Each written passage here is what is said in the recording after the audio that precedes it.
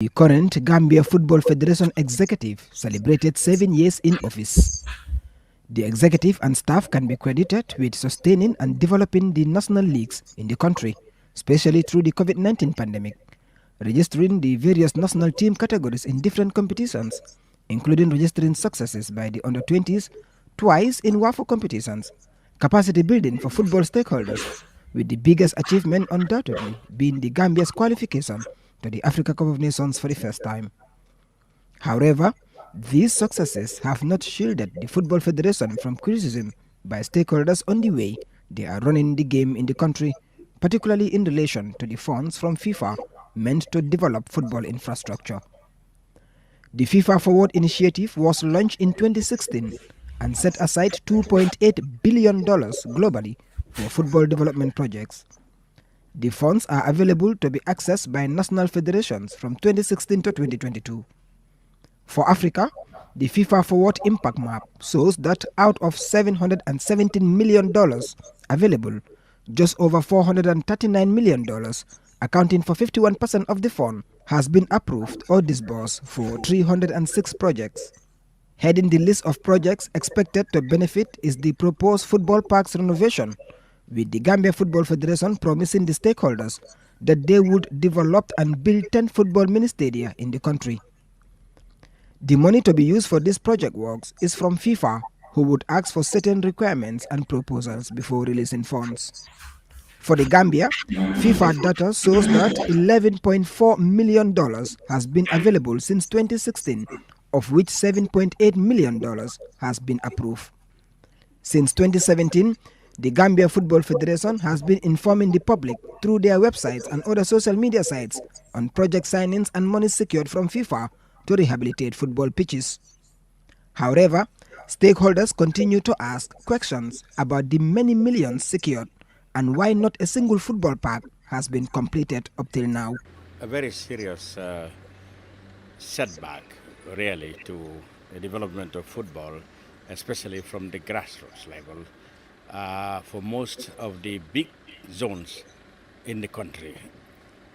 And I'm talking about Banjul, Serekunda, East, West, Brikama. Now, why I say it's a big setback, because this is where, over the last decade or two, where we have seen the growth and development of football been realized, in a very big way. The fact that the grounds are not usable for this Naweta and probably the next is really a major setback that the whole football community and sports fraternity should really take into consideration and address. We took a trip to some of the football parks and communities that were earmarked for renovation to see what, if anything, has been done. Our first port of call was in Gunjur, Combo South, to a community that has been unable to use their football ground for the past 4 years after renovation work promised by the GFF. We found a truck going in and out of the football park, bringing black sand to fill the main pitch. This ground has been under renovation for 4 years, and this is what we found. A perimeter wall appears to be the only work done here for 4 years, after forcing the football community to live here and play its local Nawetan at a local football field. Dembo F. Ture is the president of the Gunjur Sports Committee. GFF, they terminate the contract of the first contractor and then give it to another contractor. Why did they terminate it? Because the work was very, very slow, very slow. And secondly, when you come here, you do not feel that there is anything going on. There is no machinery around, there is nothing around. The workforce was very, very, very slow. Tell us, because going to the school was very stressful. We did not want to go to the school.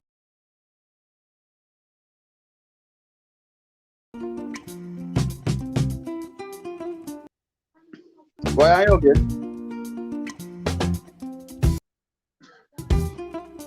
Yang mana dia, boy?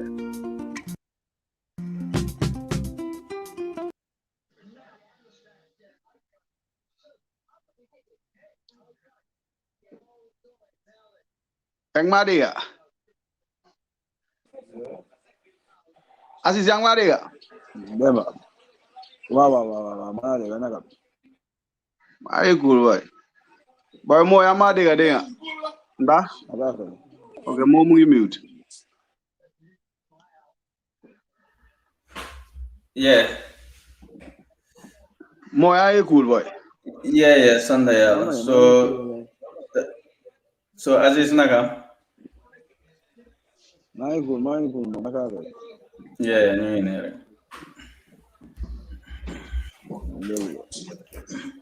Sana la doon xaar pour mu join, but then ñu ngi live léegi, so it's okay, moom tamit join na de.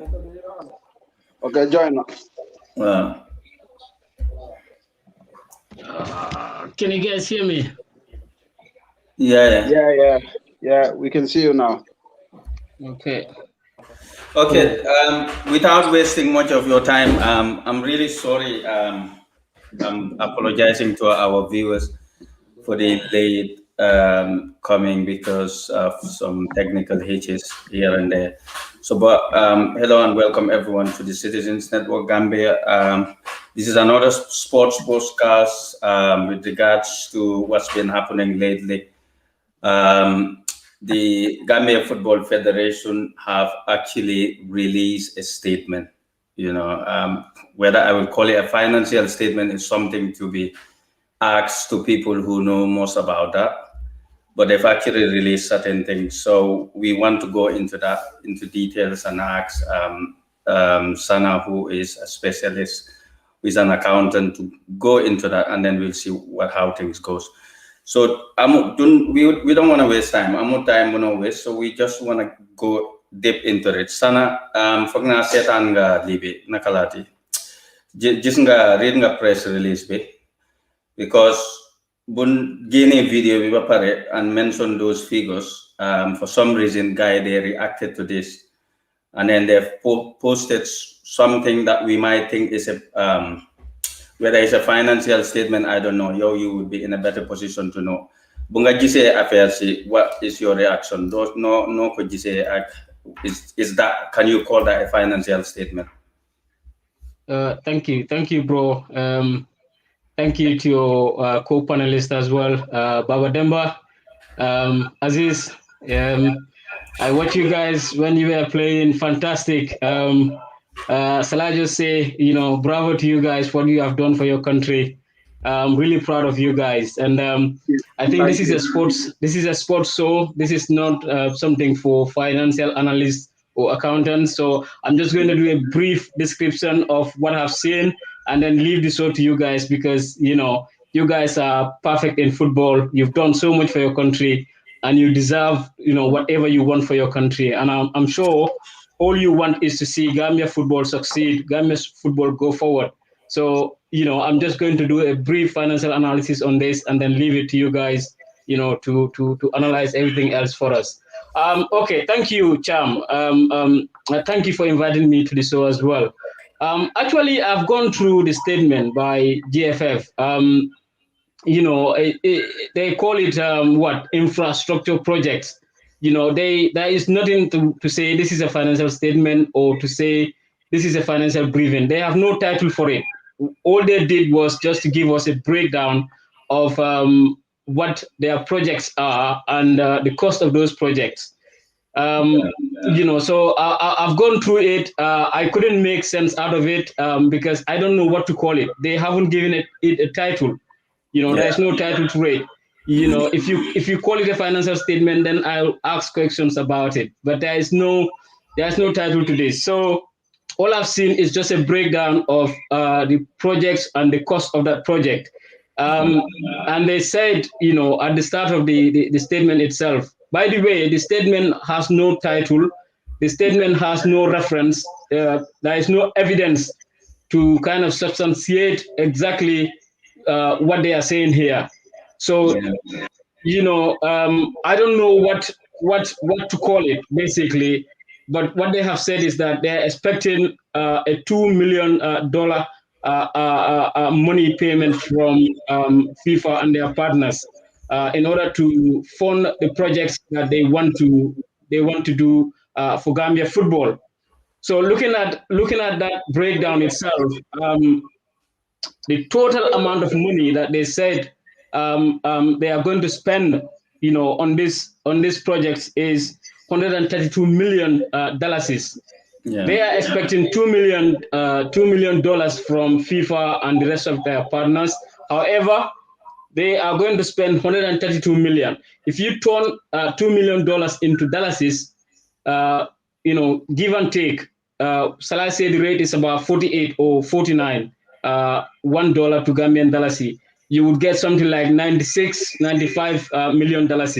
So the total project cost here is $132 million. So there's a gap of where the rest of the money is going to come from. Okay, so according to them, the infrastructure projects or the new projects that they want to do, which is the Gunjur grass pitch and pavilion, Busumbala grass pitch and pavilion, the list of those new projects, total amount to be spent on those projects is what? $60 million. Out of that 60 million, $71 million for the total of the new projects that they want to do. Out of that $71 million, they have received 16 million. Okay, they received 16 million out of the 71 million. They paid out 25 million. So I'm not sure where they are getting the rest of the money.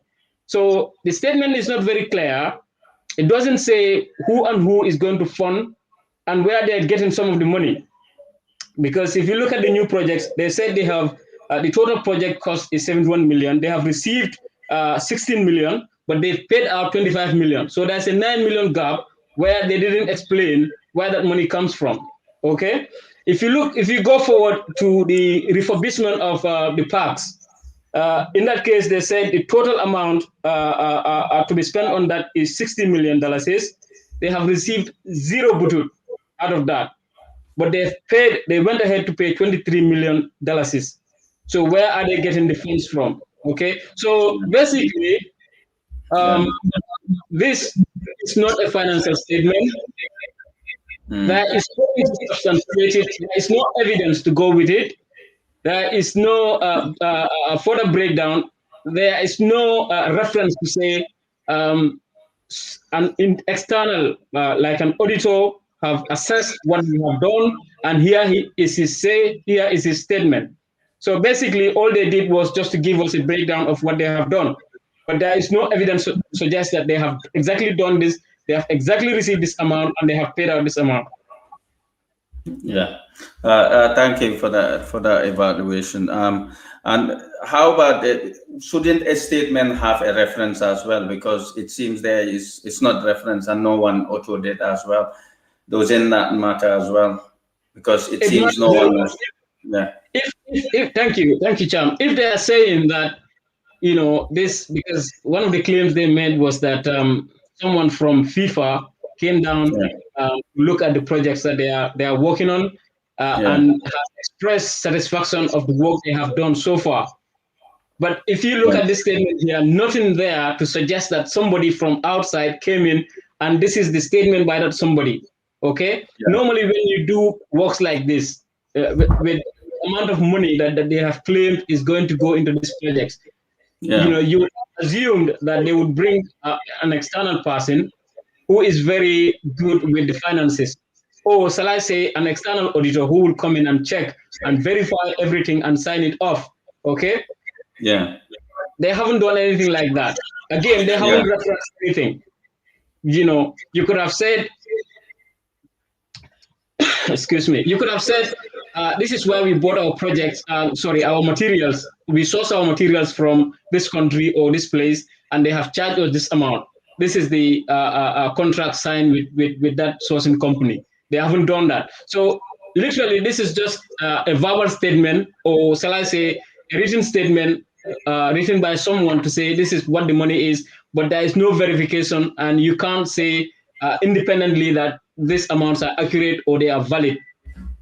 Oh, okay. Thank you very much. Aziz, Yang Madega. Well, sorry. We'll have to go back to the local language because then Buganiti gonna understand.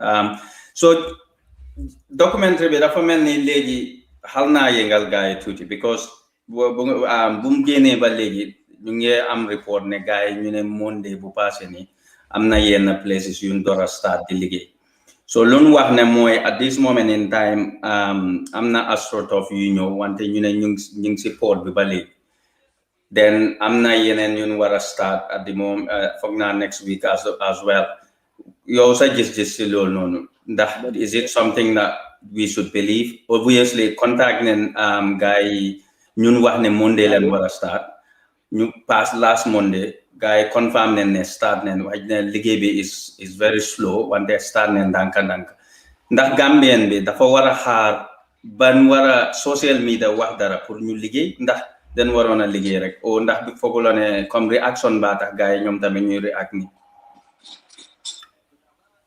man maa ngi nuyu Mr. Darboe maa ngi ko nuyu di la nuyu yow tamit yow maa nuyu yow ñoo xam ne ñu ñoo seetaan ñu déglu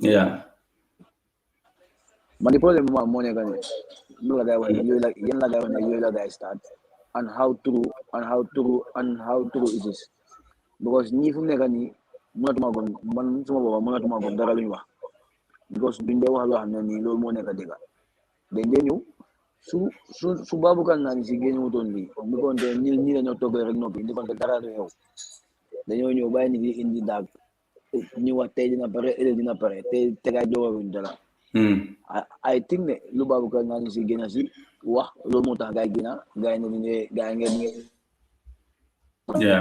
waaye yàlla xam na ne yéen tamit xam na ñoom seen boppam xam nañ ne lii suñ ko dooree defal sax 1 year sax du tax mu pare 1 year sax du tax defal bu ñu wax ne moom la gaay defal du pare te man loolu mun naa ko waa nii 1 year sax du tax mu pare so léegi ñoom fan la gaay di play fan la ñoo play league games si first division second division te second division bi dafa gën a bari léegi dañ yokk team si fanaa first division tam dañ yokk team si waaw ñëpp xam ne ne léegi Gambie bi du be after AFCON bi nga wax dafa start November how December te kañ la fan la gaay di play is all 2 months away from December I don't know so léegi ñoom fan la gaay di play xanaa dañ am paak yu gaay defal somewhere jamais dañ ko ussi rek ñëw sampa ko fa loolu la ma laaj ak team si seen bopp first division ak second division team si fanaa ñoom ñoo woon a jóg seen bopp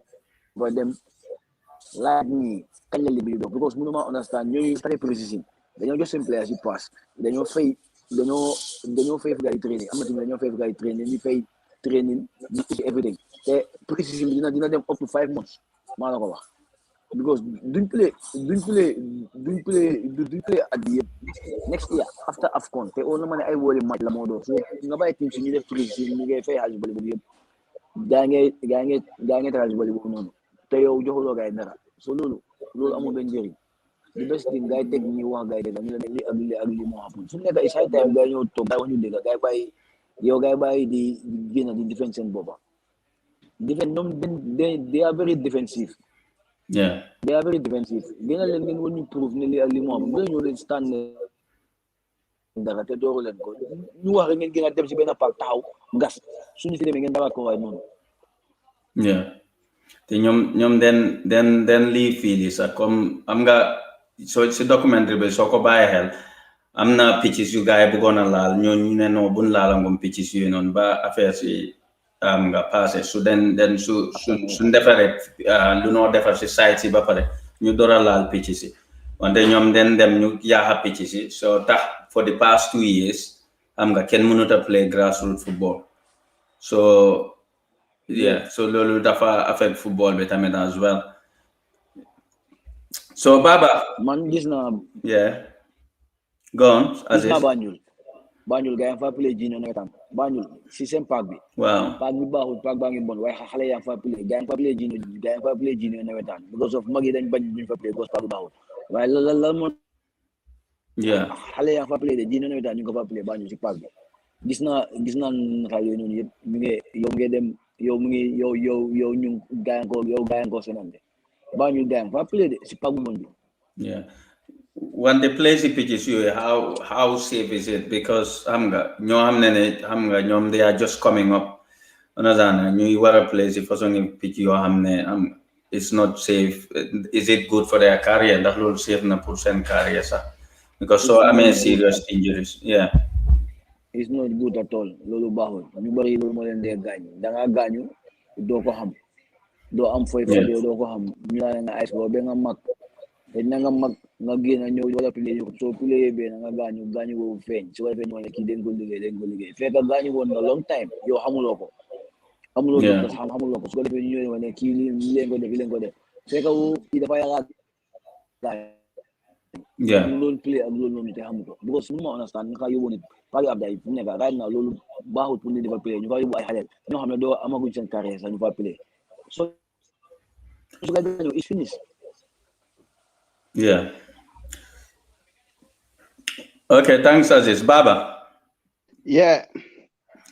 Amanda yaa ngi doon déggal lu noo wax si about picc si yu gaay wax ne excellent ba pare léegi am na bu egg si ports so léegi gaay ñu ne am na jobs yu war a start start ba pare on the 11 so confirm neen loolu ñu ne wax ne na ñooñu gaay ñu ne waaw start neen so sa gis-gis si loolu is it comme lu ma laaj Aziz rek la Gambia bi dafa mel ni léegi da nga need social media pour génna nga expose nit nekkul expose sax it's not here to expose people but ñoo am ne they are in public entity xam nga if it is xam nga it's evident ñun we as the public xam nga we will scrutinize them so yow sa gis-gis si loolu lu tax gars yi have to wait until this has to come out pour ñoom ñu war a génna xam nga di start liggéey after 3 or 4 years.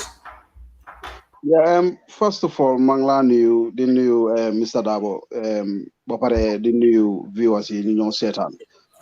Man, luma foxy affairs in more than a propaganda. Because come knock over here. Lutah you wara harbe yo, na gene video you know, and then you start for game hamga camouflage like like before. Because so by hell ground si buñ ko don jagar.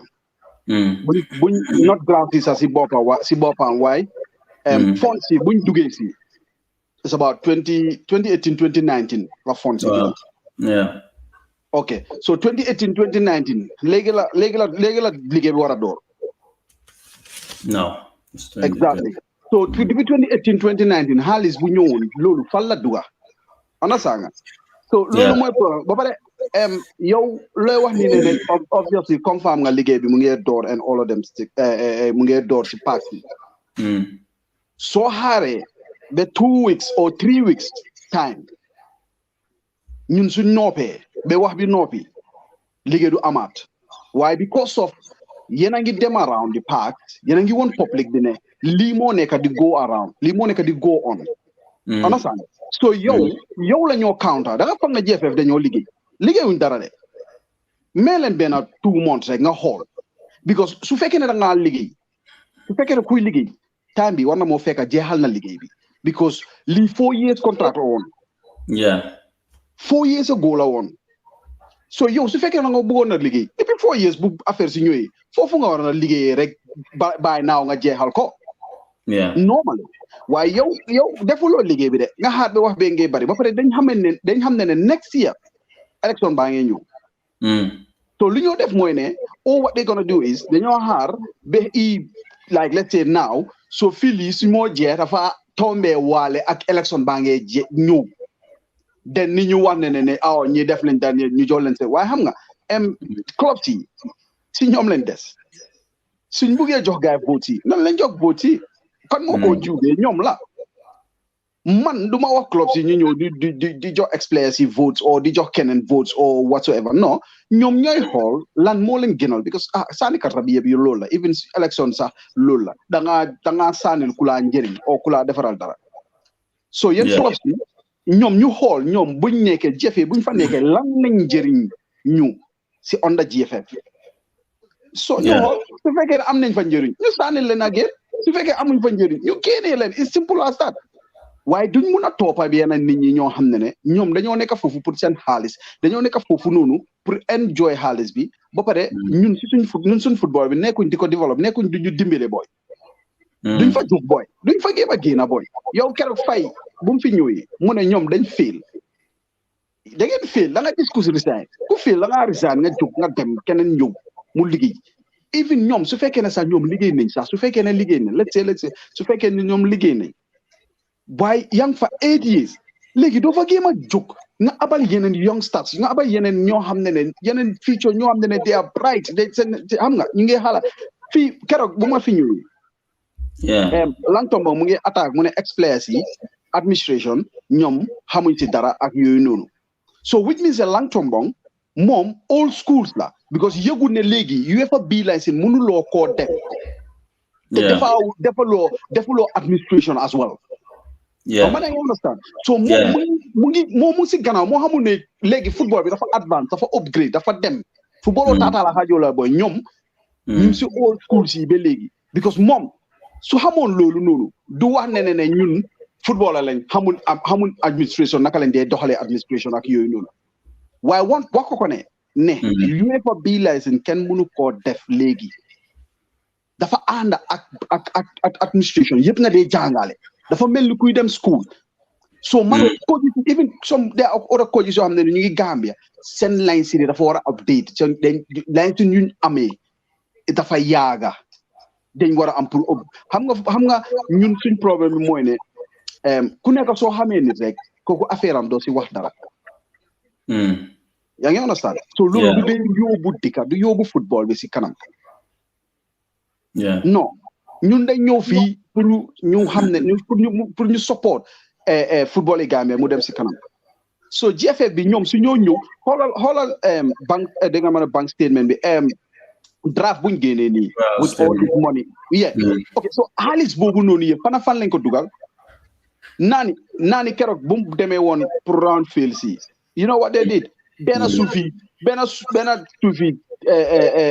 benn tipa moo ñëw rek pour sotti fa suuf tipa boobu noonu soo fa delloowaatee suuf bu mu sotti noonu benn suuf boobu noonu moo faa nekk ba léegi doo fa fekkaat dara anasang ñuy liggéey ñooñu liggéey nañ ba pare nañ Mauritanie ñooñu dañ doon liggéey nañ ba pare so ñun liggéey wuñ because man gisuma dara luñ fa liggéey sorry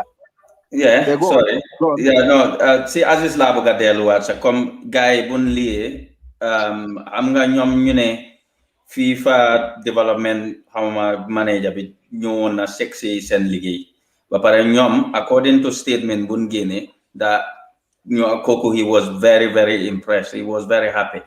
Man nag I don't know how ma happy si lan because ñun luñ gis si documentary mooy fiil yun xooti fiil yoo xam ne den jël suuf sooti nii lii ak lii fiil boo xam ne is unplayable so dama amut FIFA whatever manager lu moo ñëw di impress in that yow sa gis-gis si loolu suma gis-gis ñaari yëf moo mun a am kooku noonu bu ñëwee day jël ko yóbbu ko Basori corrupt ko thank you very much yóbbu ko Basori won ko Basori ko gis Basori ne waaw lii léegi mu bare ñi def nañ lii te xamuñ ne foofu noonu nekkul lu dungee loolu foofu Basori la Basori ko nga jël yóbbu won ko mu gis gars yi nax ko yóbbu ko Sénégal te xamuñ ne Sénégal gars yi nax ko xaw ma la koy def am na lu koy xool gars yi yóbbu ko si académique am na lu koy xool dem ko woon because of ku mu noonu dofut tey dofut ëllëg ba nga wax ne yaa ngi ko yóbbu si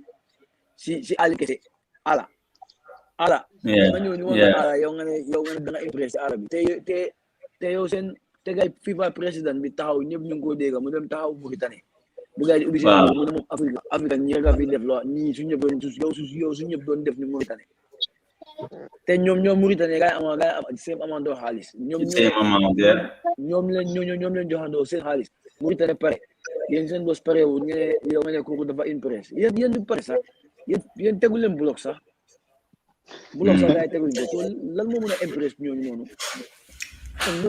bu ñu gars yi nax léegi na gars yi isiloo si tape you everything. Ba Dembo, welcome. Thank you. Yeah, thanks for your time. Thanks for coming. Hamna yange halal late today. Wanted then am sana Mr. Darboe, mom accountant.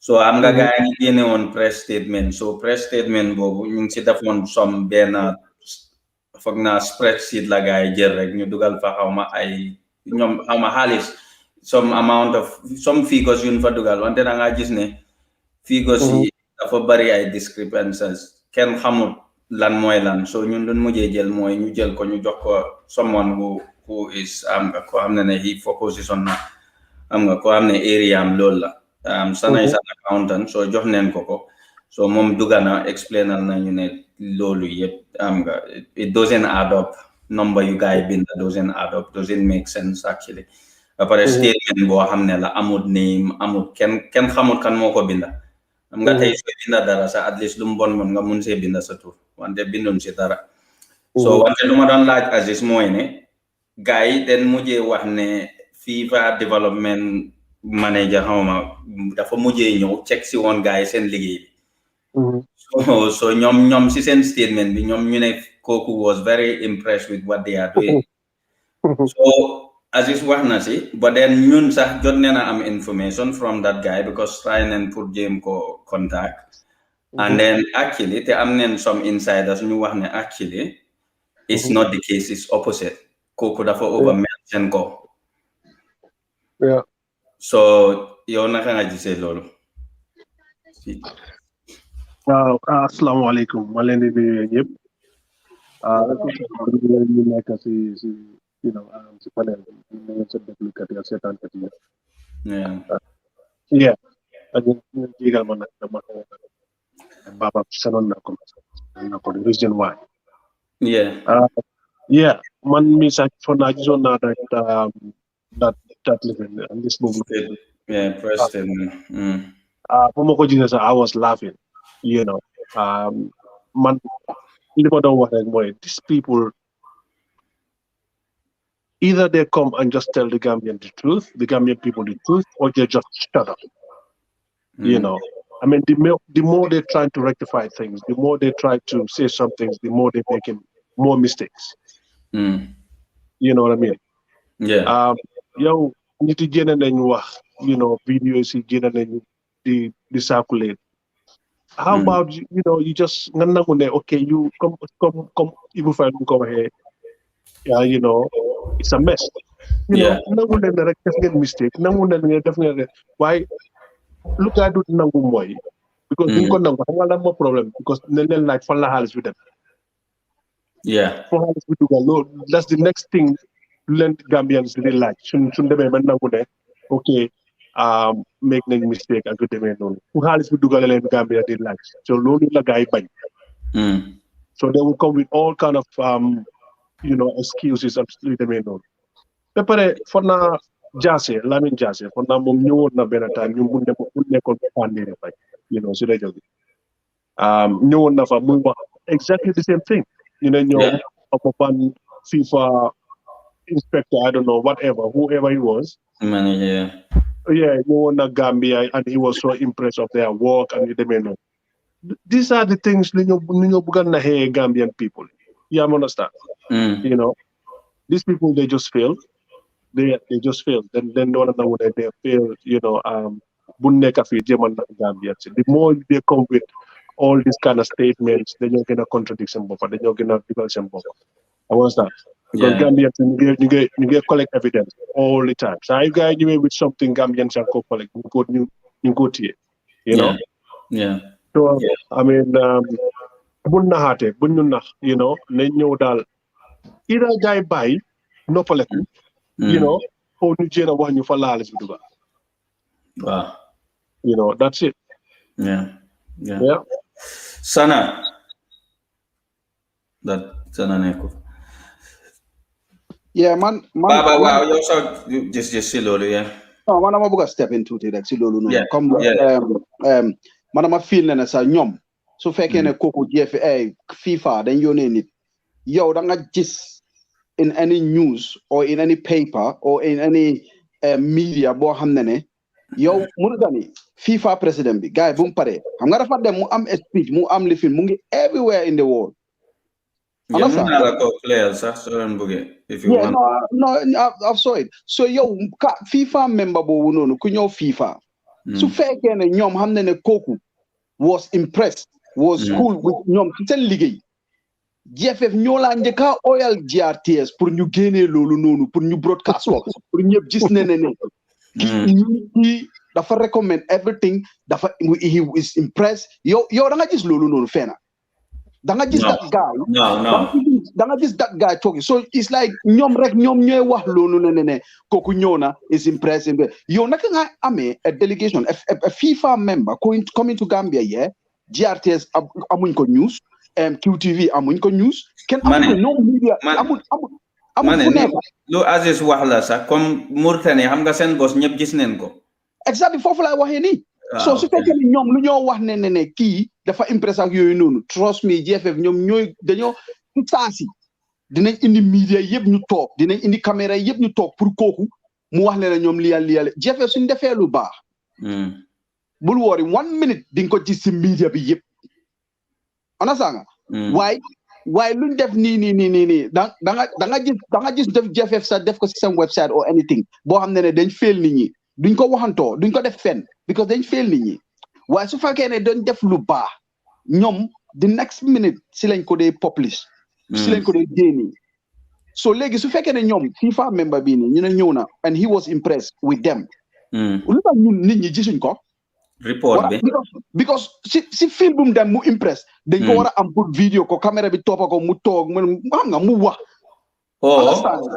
nu gaay génne waaye ñun gisuñ dara ngeen ne kooku dafa impress so fan ak fan ngeen yóbbu kooku parce que ñun luñ gis fooguma ne Aliou Samba foofu ngeen ko yóbbu ñun luñ gis fii luñ gis comme Aziz lu mu wax ala yuñ gis dofu la ngeen yóbbu FIFA delegation gaay boobu noonu si ala ngeen ne kooku xanaa kooku dafa gumbo ndax lan no I don't get it mënuma ko understand ba pare li problème bi mooy ne GFF comme papa boo lu mu ko waxee dañ war a am pour génn si ñuy waxaa nit ñi wax nit ñi ne lii leen def yow ku war a liggéey gis nga ku war a liggéey man yow soo waree sampa kër looy ñëw bi da ngaa ñëw nga jóor suuf nga jóor ciment nga jënd ay pelle nga jënd ay pousse-pousse nga jënd root weñ understand nga jënd everything nga teg ko because yow yaa ngi pare liggéey waaye ñoom dañoo ñëw rek tuur fa benn suuf nii rek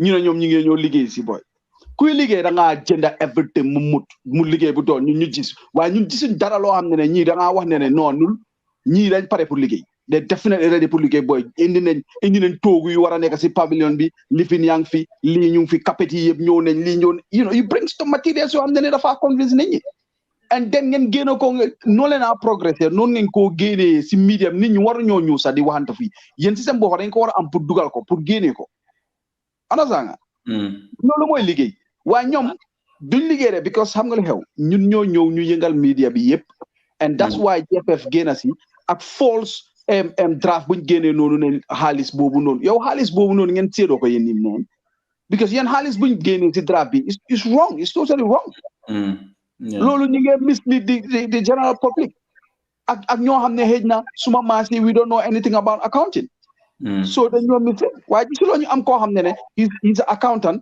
te mu break ko down everything so which means ñi xam nga rek boy nu ko taraja nekk mool kamasa rek boy noonu la so Dembo xam naa maa ngi start on lii sax maa ngi doon wax Aziz ne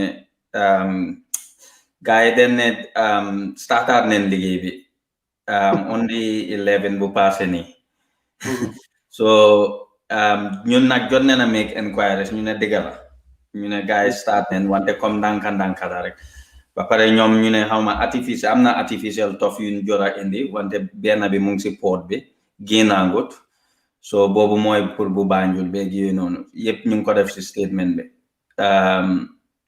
so man dafa mel ni comme nu ma wax gars yi rek Gambie dafa dem ba nekk dëkk boo xam ne comme soo laalutee dara rek dara du sotti xam nga bàyyi foos nit yi génn rek ñu wax onazana ñun nekkoon fii nii di attack private life yi kenn onazana ñun fii we are not looking for a job we are not looking for anything loo xam ne la public bi ñoo ko bokk ñoo ko moom onazana so fekkee ne xaalis leen jox yow da nga desire nga ñëw liggéeyal public bi fekk xaalis la moo xaalis bi ñëpp si bokk am onazana so ñun suñ gisitee loon xam we will come out and put the theory there. Munna ñaka nekk dëgg munna nekk dëgg.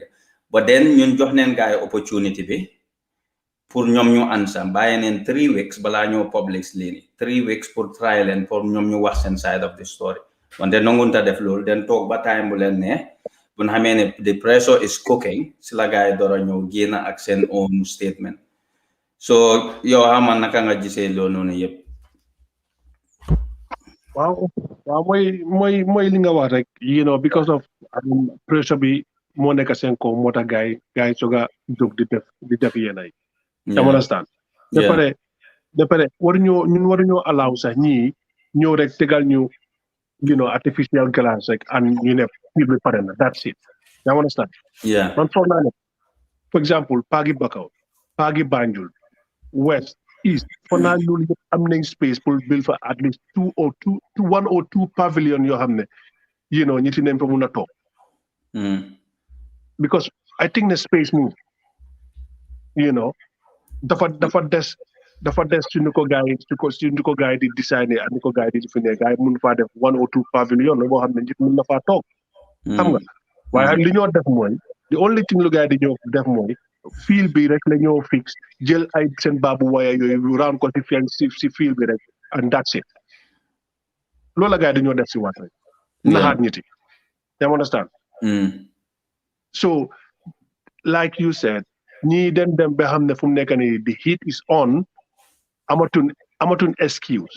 And so su ko moom moo tax gaay soog a jóg di def yéen ay dañoo ñëw rek naxaat ñiti de bu la kenn nax dañoo ñëw naxaat rek tapasal ñu rek tegal ñu foofu noonu benn kong alifin naka artificial grass rek round field bi at baabu waye yooyu noonu rek ñu ne pare nañ ci. That's it. Yeah. That's what they're gonna do. Xam nga. Like I said, stadium bu nekk mini stadium bu nekk waroon nañ faa mun a def pavilion with the amount of money mun nañ faa def benn o ñaari pavilion o mu round lifin bi stadium yi léegi sakatuma stadium yu ndaw yi.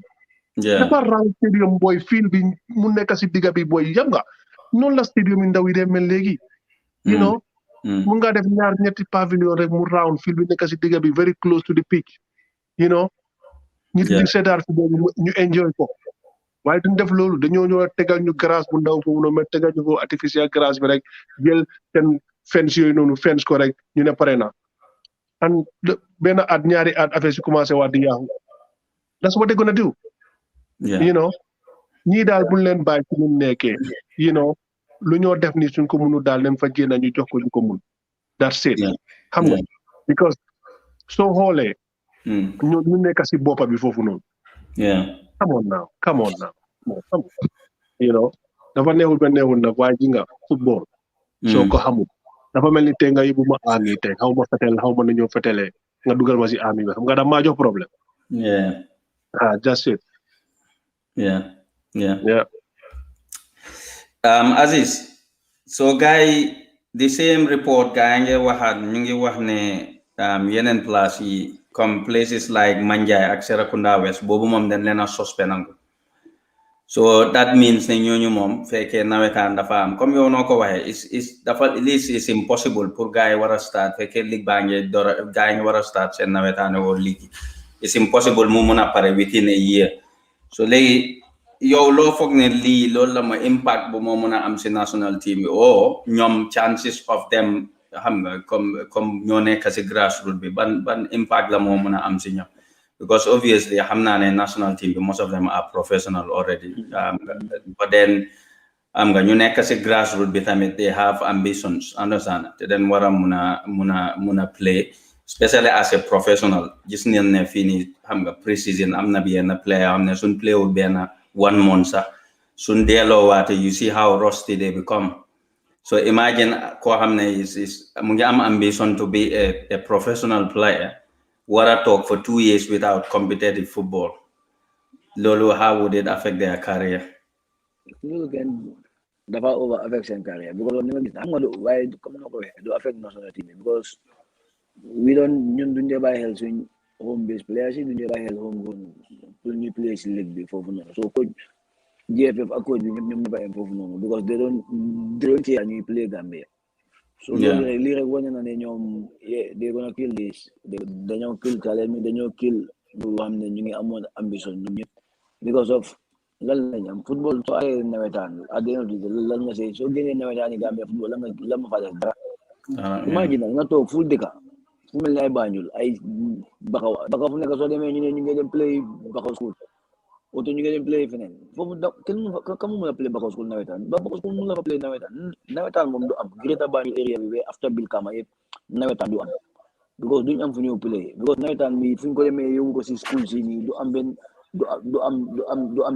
sécurité fekkee man su ma nekkoon refale au su ma moon xarit refale au moo ko dama ne bul dem play fii de because lii óorut de si school si ak gis nga last time bi lan moo happen Bilkama bu gars yi play xam nga qualifier gis naa vidéo so loolu noonu is not good for them kil nañ jaaxa nañ jaaxaat because ñu bari seen carrière soo moytu play nga toog duñ play yow ligue bi sax ñu fa dee play sax living la gars yi play imagine whole year da nga play na sakatuma yow season bi yow whole year nga play 20 games xam nga 25 games yow nga toog doo defati dara léegi nag nga toog whole year play loo benn football whole year play loo football lan ngay def su ko defee xale yi nekk si biti du wóor di def dara ñu ne xale yi defuñ dara because duñ def dara amuñ dara lu ñoo def amuñ fu ñoo foyee ñun Gambia respect buñ suñu youth si EFF they are very dañ dem da nga xalaat dañuy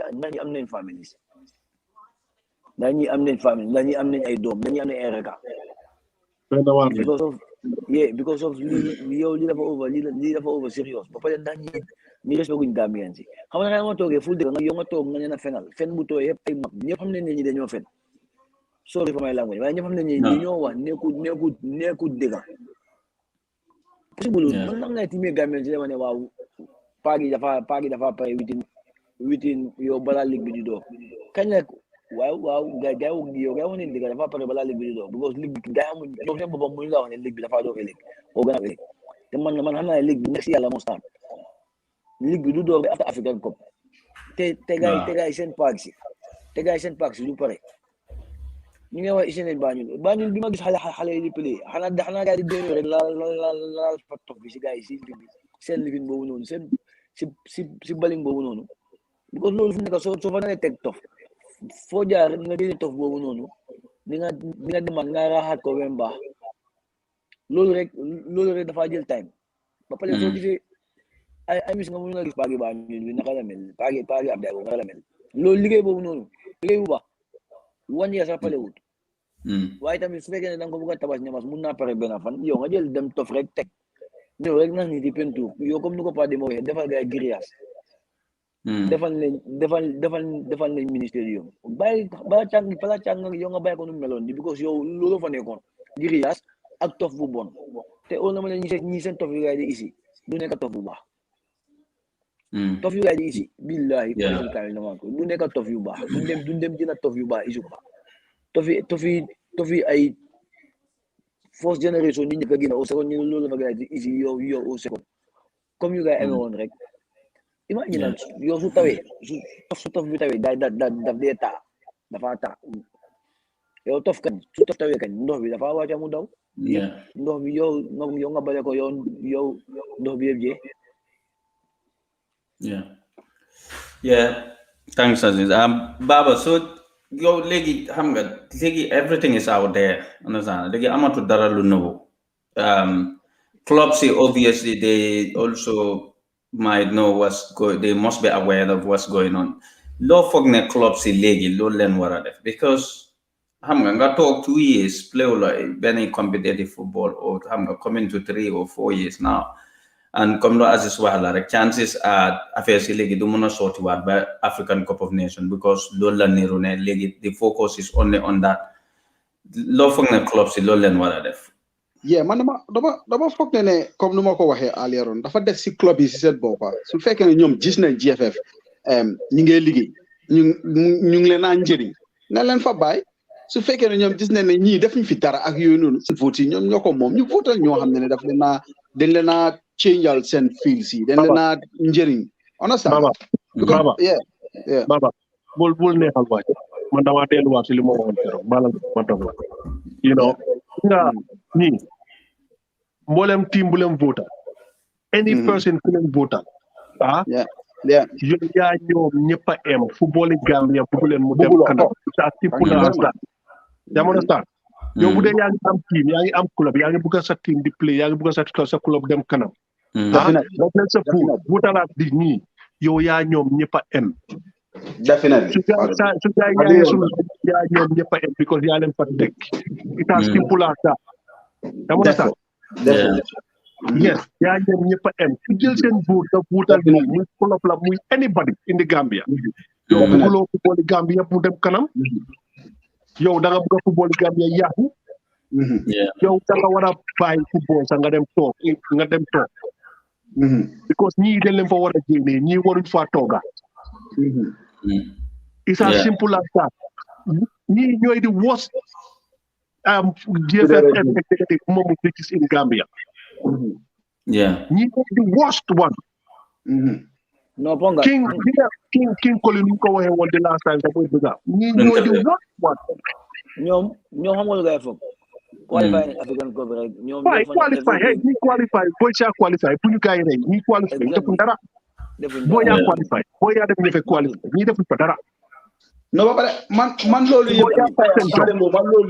yëpp sa xam nga rek comme nu ma ko waxee woon aleeroon ci am na ko doon laaj do ya fa sen jom ñu dem ba Meko ñi defuñ fa dara ya mo sax man daal suma wax foofu laa ko teg mboolem Gambian ku jël sa vote or any club member ku jël sa vote nga dem votal ñii yow yaa ñomba am su football Gambia yaaxoo toogal nga tëdda nga xoolaat sa boppa nga ne yow man bokk naa suñu tax football Gambia demul because maa jël suma vote votal ko nii ku votal nii rek ba football Gambia ak ñi li ñoo def yëpp yow war ngaa tëdda nga xoolaat sa boppa nga seet ndax man nga toog nga xalaat ne you know what man am part of ñoo xam ne football Gambia demul kanam because maa jël suma karta votal ko nii ba ñuy nekkaat fa it's as simple as that, Bob. Thank you. Yeah. Man compare ko xela rek. Ñom ñu xol suñ bëggé suñ football bi su fekkee ñom bëgg nañ suñ football ba paré bëgg nañ Gambia te doomi Gambia lañ. Please dañ wara xamné né ñi defuñ fi dara.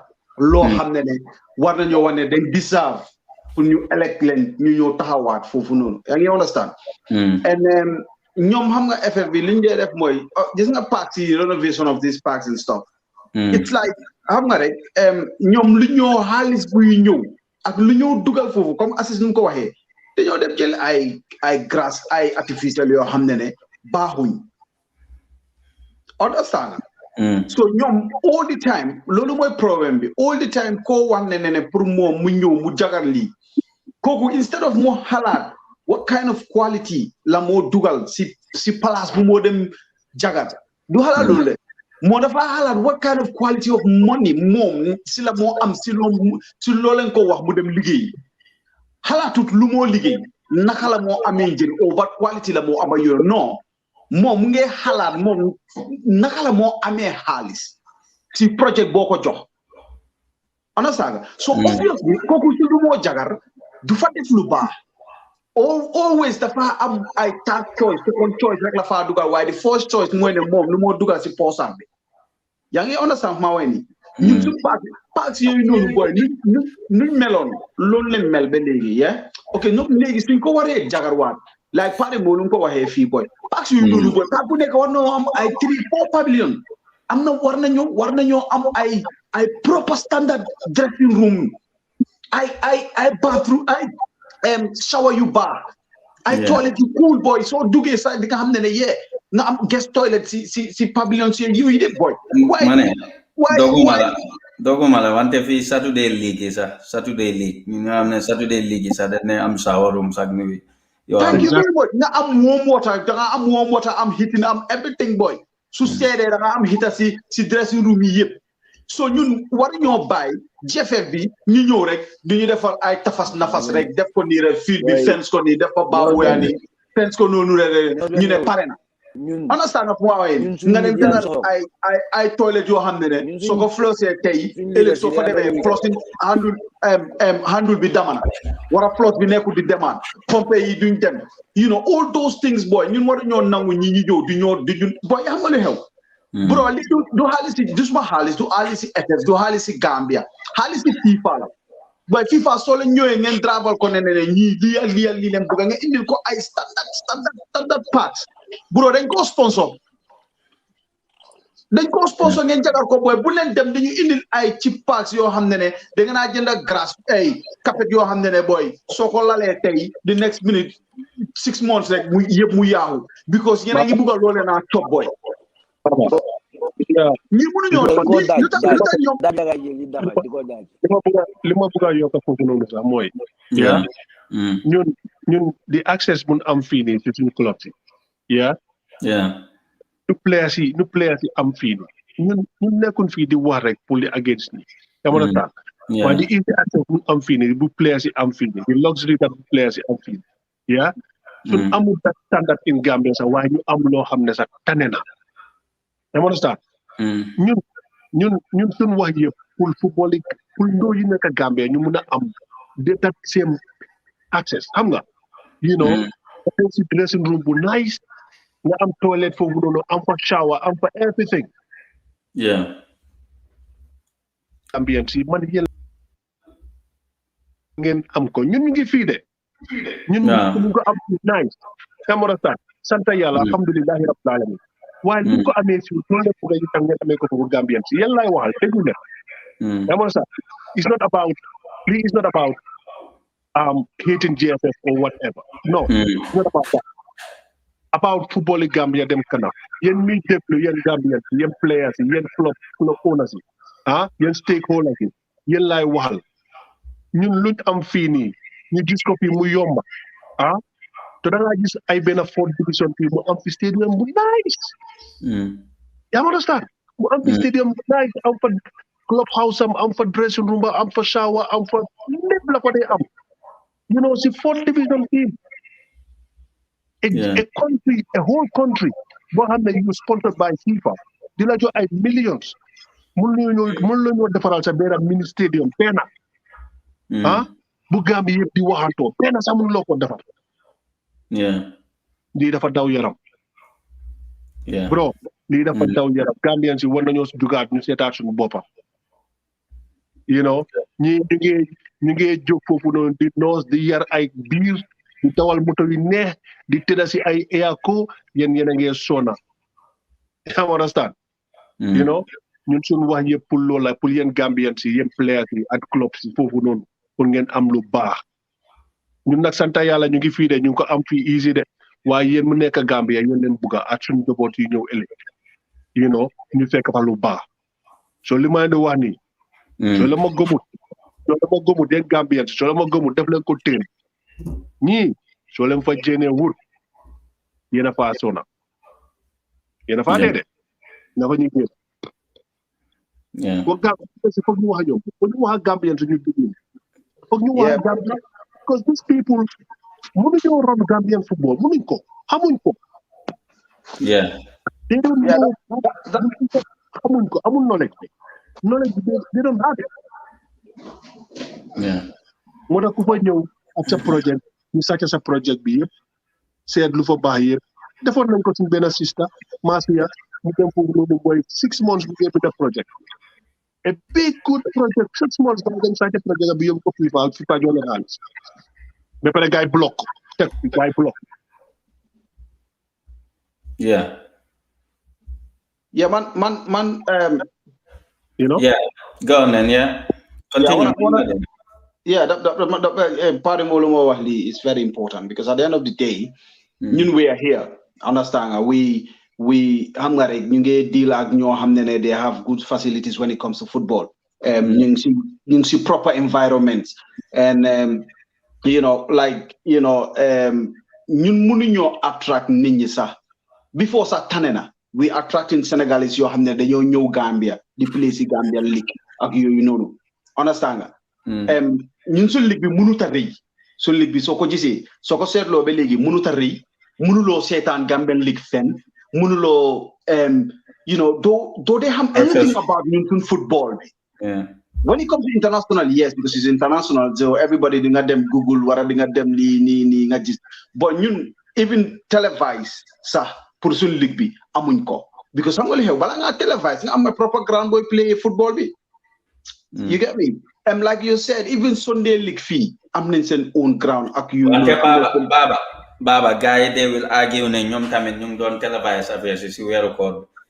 It was on mané they ñom tamit they will argue ne comme league bi ñu ko doon televise night games ci wéru koor bi. Kana ko doon televise I soxna mo ñew mu try pour televise league bobu nonu and then pour nit ñi mën ko sétan for the first time in Gambian history. Isona at Paradise. You know, do JFF event Paradise. Thank you very much. Paradise So they can't brag about that. Yeah. No. But one thing like guy want to understand. All the time, then they want GFFB, then they want to buy parce que ñoo qualify lo Gambia to the AFCON. Okay, AFCON be right now. ñu waja yobu AFCON bi wara ñuy dem yeb ci AFCON bi nemal ma bena player bo xamne mu ngi play Gambian League su passé Ibrahima Sona okay legi yow players yoy nonu su démé AFCON bena month la ñoo am AFCON yeah just a month and then after that month yeah ñom yeb they're not even coming back to Gambia hitting some of them ñom yeb dañoo dewlu sen clubs yi GFF sen délégation bi fan la ñoo ñibi du Gambia suñu lé Gambia luñ fa am lan lañ fa jagar because number one sen league own league du mënuta play fofu number two grassroots Gambia defur leen fa dara so yeen AFCON bi ak ñun suñ football development lolu is two different thing xam nga understand suñ grassroots bi ñun Gambia bi ci bopam ñun fofu lañ concern AFCON bi lolu awé la lolu ñi dañoo dem ben one month la suñ paré ñooñu yëpp dañoo tassaré su fekkee ne sax gars yóbbu nañu AFCON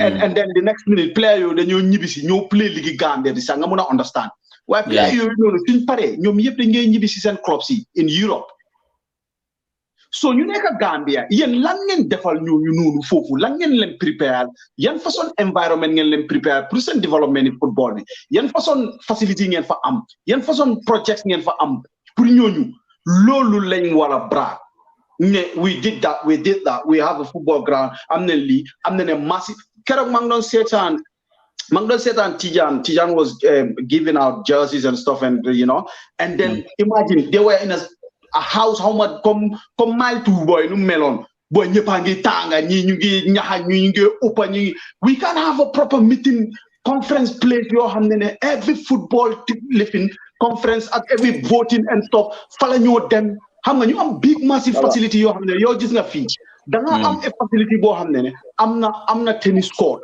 am na football ground am na swimming pool am na gym am na daweekaay tracks am na you know just a massive place so GFF ñoom ñu ngi am that kind of place boo xam ne mu ngi FIFA goal project dama nga xool foofu noonu lañ ko def it's like comme I don't even know how to call it so ñun su fekkee ne ñun ñu ngi bëgg a develop suñu football bi boy nañ génn si fuñ nekka ñu dem fere nga gis ne ñu mën a attract nit ñi ñu mën a attract sponsor yow Sénégal boy ñun su fekkee ne suñu ligue bi mu ngi di nga gis Sénégalais they will come in sponsor yi dinañ génn Sénégal di ñëw ay Orange ay whatsoever dinañ ñëw di bëgg a sponsor ligue bi because dañoo gis ne affaire si mu ngi am doole waaye ñun kañ la suñu ligue bi di am doole kañ because musta am doole depuis ñoom jato ñoom paade moo ñoom koto yi ba si suuf ligue bi musta am doole ba léegi ligue bi musta am doole kañ la ligue bi di am doole ba nit ñi mun a attract with the league ñu mun a ñëw at least ñu suñu ligue bi tamit mu xam nga mu am ay ñu mun koo market sax because ñu suñu ligue bi munuñ koo market suñu ligue bi mënu ko seetaan fenn soo bëggee jaay player sax pour mu am vidéo problème la right now sax bi ko mu ngi am benn player boo xam ne ñu ngi ko soxla finna waaye vidéo sax pour ñu am ko problème la so yooyu yëpp helput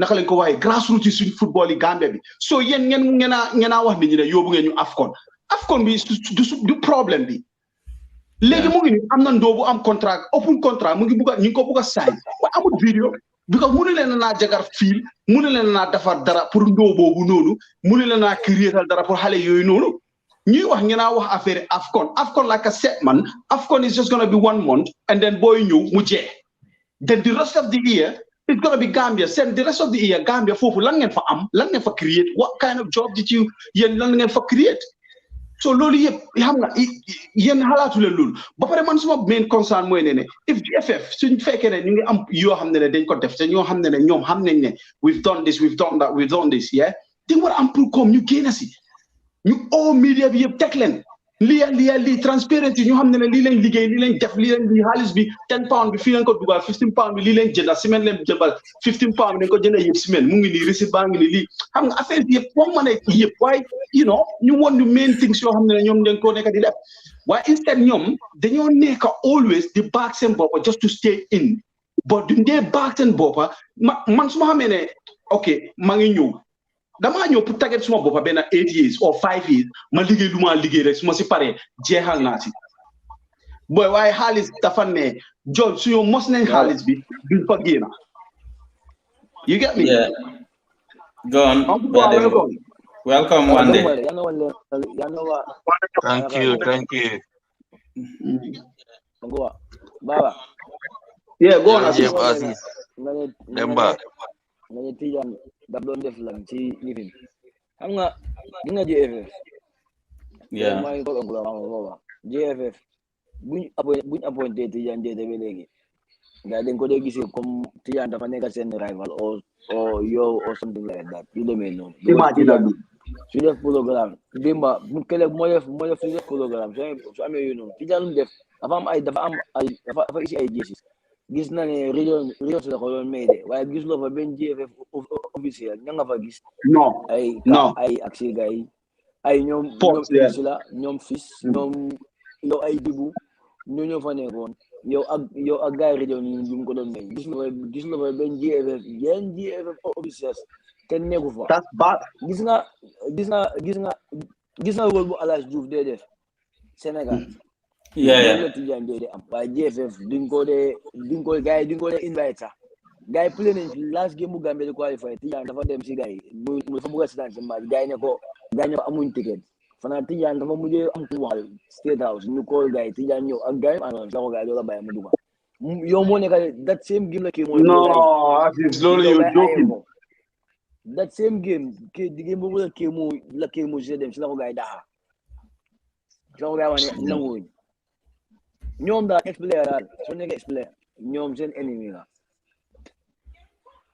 Yeah, but Tidiane is an ambassador. Tidiane dafa baax pour ñoom or si suñ football ñun because Tidiane xoolal lu moo indi yëpp di Gambian football yéen ngeen a téye kooku noonu di ko xeex. ñoom xam nga leew baba ñoom lu ngay bugga Tidiane ñu def loolu ñoom they are into something ñu am deal ñu ñëw nga bokk ci deal bi waaye suñ amee deal ñu bëgg nga def deal yow nga bañ deal yow dañ la sideline that's the problem moo tax Tidiane mu ngi dimbale basket mu ngi dimbale volleyball ak handball mais ñooñu di mën a am ay training camp outside Gambia ay Italie ay Dubai fu nekk yéen football bi sax football gars mënuñu am loolu noonu waaye mu koy volleyball ak handball because of yéen lu nekk deal ngeen ne deal lan laa see amee su ma ñëwee am na projet bi nga ne ko projet bi man lan laa see lekka lan nga see lekka yow pour dëkk bi dem kanam.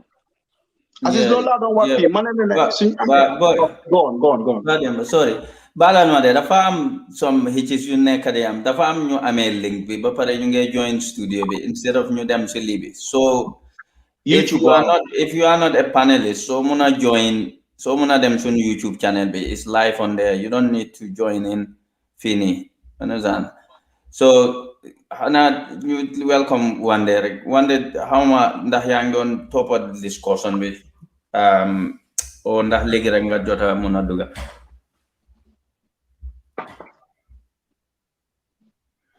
léegi laa door a duga dama xawoon a jàpp tuuti waaye dama teel a pare ma ne xaaral ma make more available.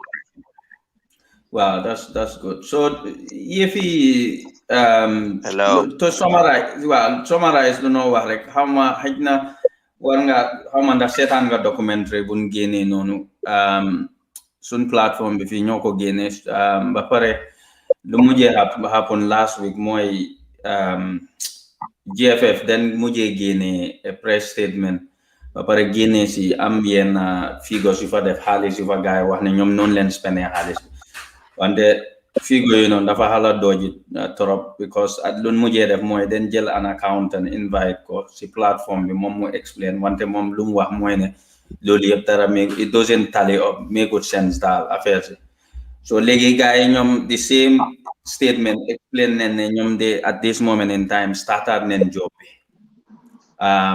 barkati de mahama on the 10 la gaay wax ne len start amna yenn place yu started après wax ne amna astroturf yu nek ci port bi yo xamne ñu ngi wara gi nak yu non so yow sa gis ci li yeb yow naka nga gisé all these things comme ñom den am pour xaar ba am nga ba nit yi yengal len ñu wara gëna mëna def dara. Yeah, thank you so much for the invitation and thank you for having me. Thanks. Federation B, that information blackout being created between the federation and the public is not helping at all. Because man, them now over that so-called project document. Why gis nga any project danga am spending plan on document. For example, munga wax ne contract bi is worth about 10 million. Yo danga naka dafa neka on document the 10 million. Why yange dem deal a contract to be 8 million. Xam nga lolu any auditor munta detect lolu. No. So man, I think the game you la guy they play, the game you ya good take. Even with booking hotels for the national team, the fire do ya. It's been there for so long. The other thing was Njie Gambia. Njie nawetan le new recruit. So nawetan danko respect. Without nawetan crime rate be high. Imaginal the whole 3 months nawetan munta am. Because I think the grounds warona pare available. At least you start Banjul, New Bakau, West is one at a time. Why hamga you talk committee or hamna then want talk the discuss you.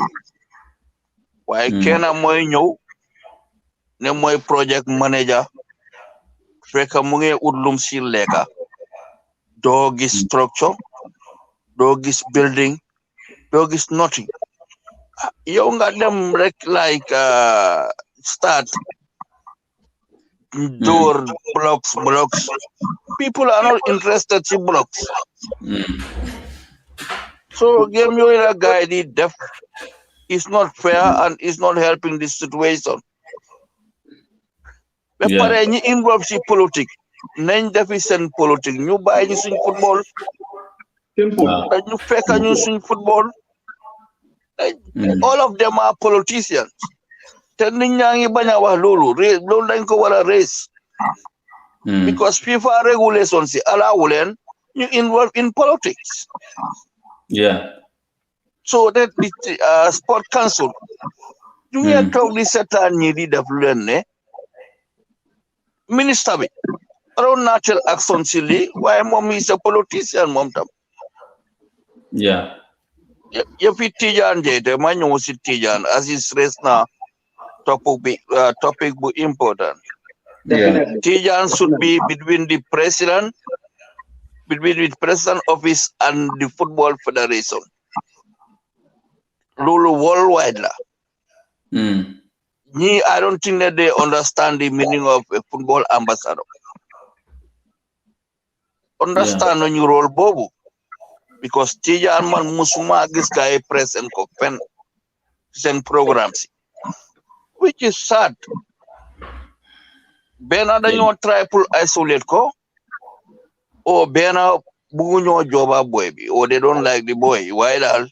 Lulu war nañ ko def topic every time you go discuss. Ndobi is doing very well. Therefore.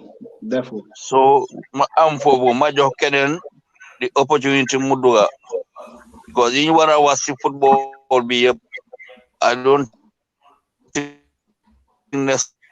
someone na jël 10 hours. No. Dana ëppal loolu moom. Yeah.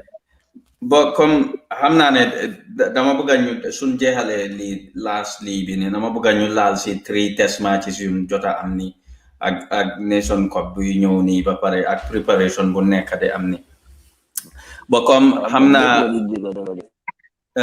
yaa ngi maa dégg na yéen a ngi maa dégg na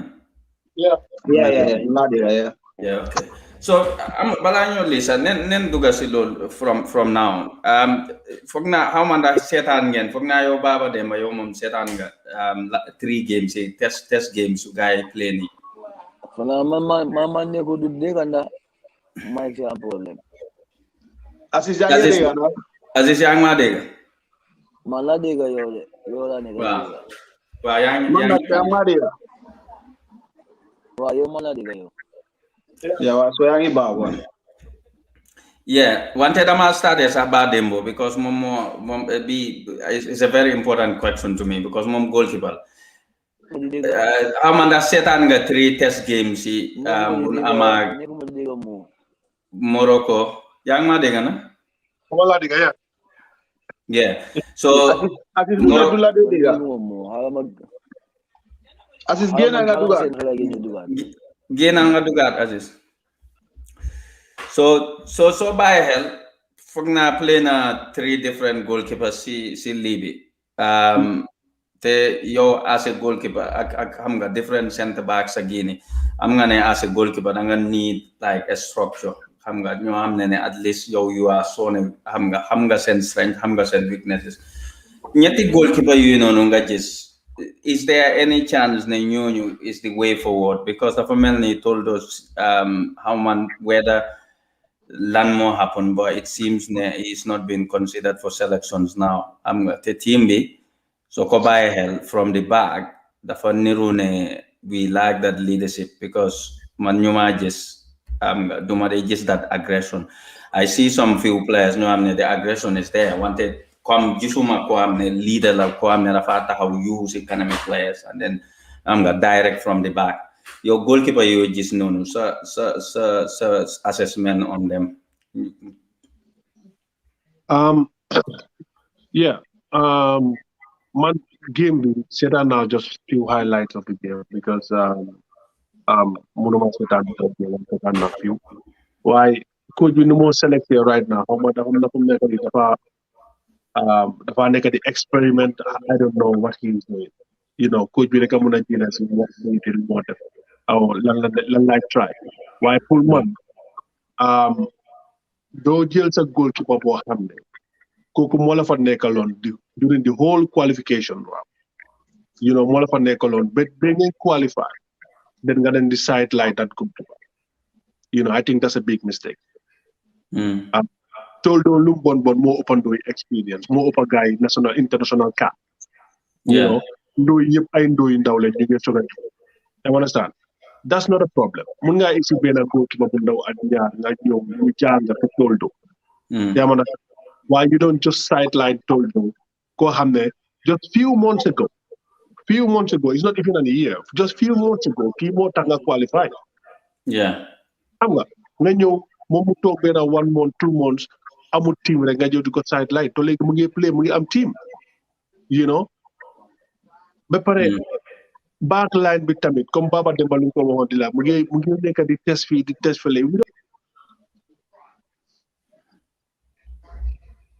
kii fu mu nekk nii dafa waroon a am benn structure boo xam ne am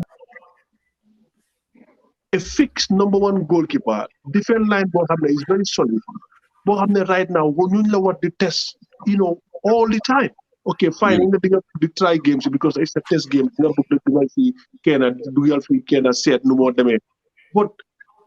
But we don't have that time. I'm not on that time. By now, one now build up a team from Nekani. Toldo, being one of the most experienced right now goalkeeper, you don't put that guy aside.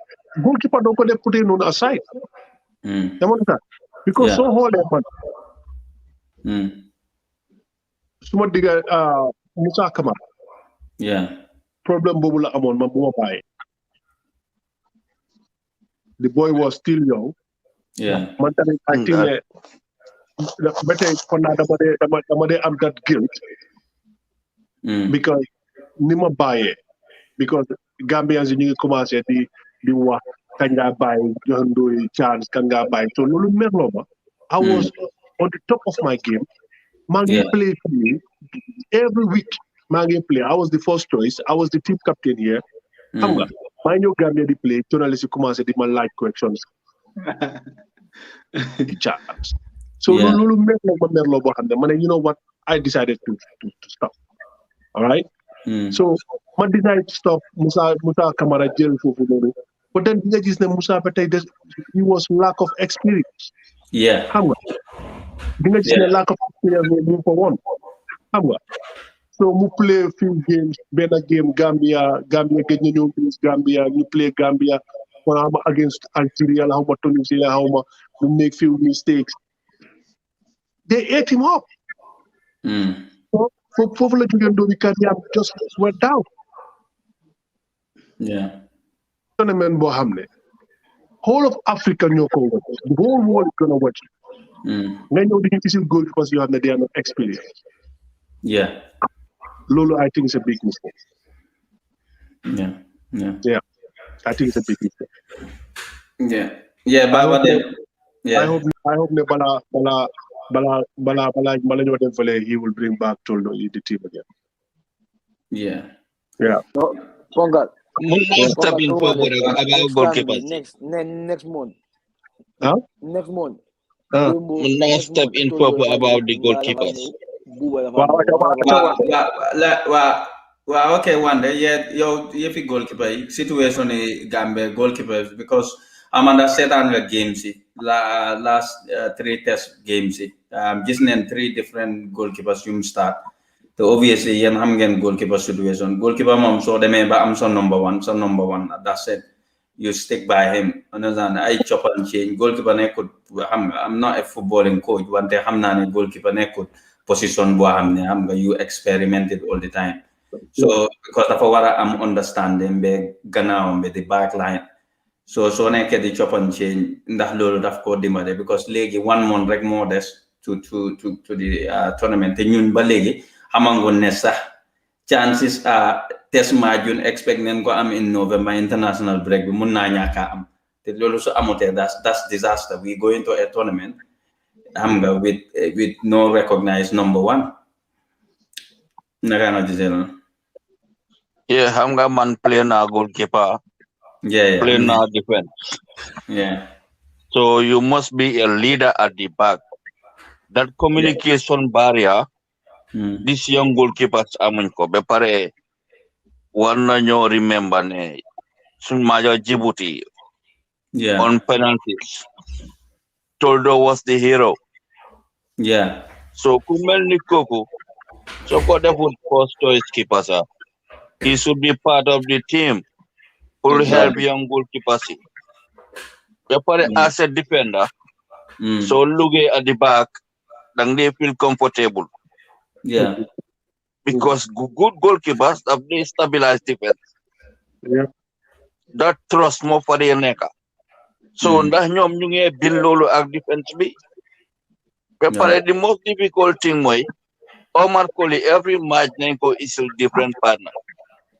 Exactly. So that gel dafa difficult with the lack of communication. I think they want to think twice, but a coach will not take a good decision on that side. Because okay, they are young. Sometimes we know goalkeepers no longer play. up to 40 years. Wow. Dembo hamna ko go by one na play by 50. Yeah. Yeah. Yeah. So I think na lulu coach be what na ko consider that na mu isi wa toldo back to the team. The other thing la mon wahon na ko sin last program be about data. Not even to play with he should be part of the team. Yeah. Because team they need motivation. They need a leader. That leadership role is lacking in the team. And team be lack motivation. Yeah. Yeah. So on that point, that's my view. Yeah. So Baba, the same thing the same thing about the leadership, because last time Nyang touched on a little bit about formation but just man luma setan just the game against Morocco on the Libya under 23 national local base big Yang by healthy beam game things were not going well. The same thing against Sierra Leone. Obviously, Dorn and South Sudan, but South Sudan are novice in football. You know, at least for now, it's just a new nation anyway. But you're within that team. Can you see leaders? Gis nga leader bo xamne tay su affaire ci démé ba jaxaso xam nga they would not shy away to shout at players and then tell them what to do from what you watch.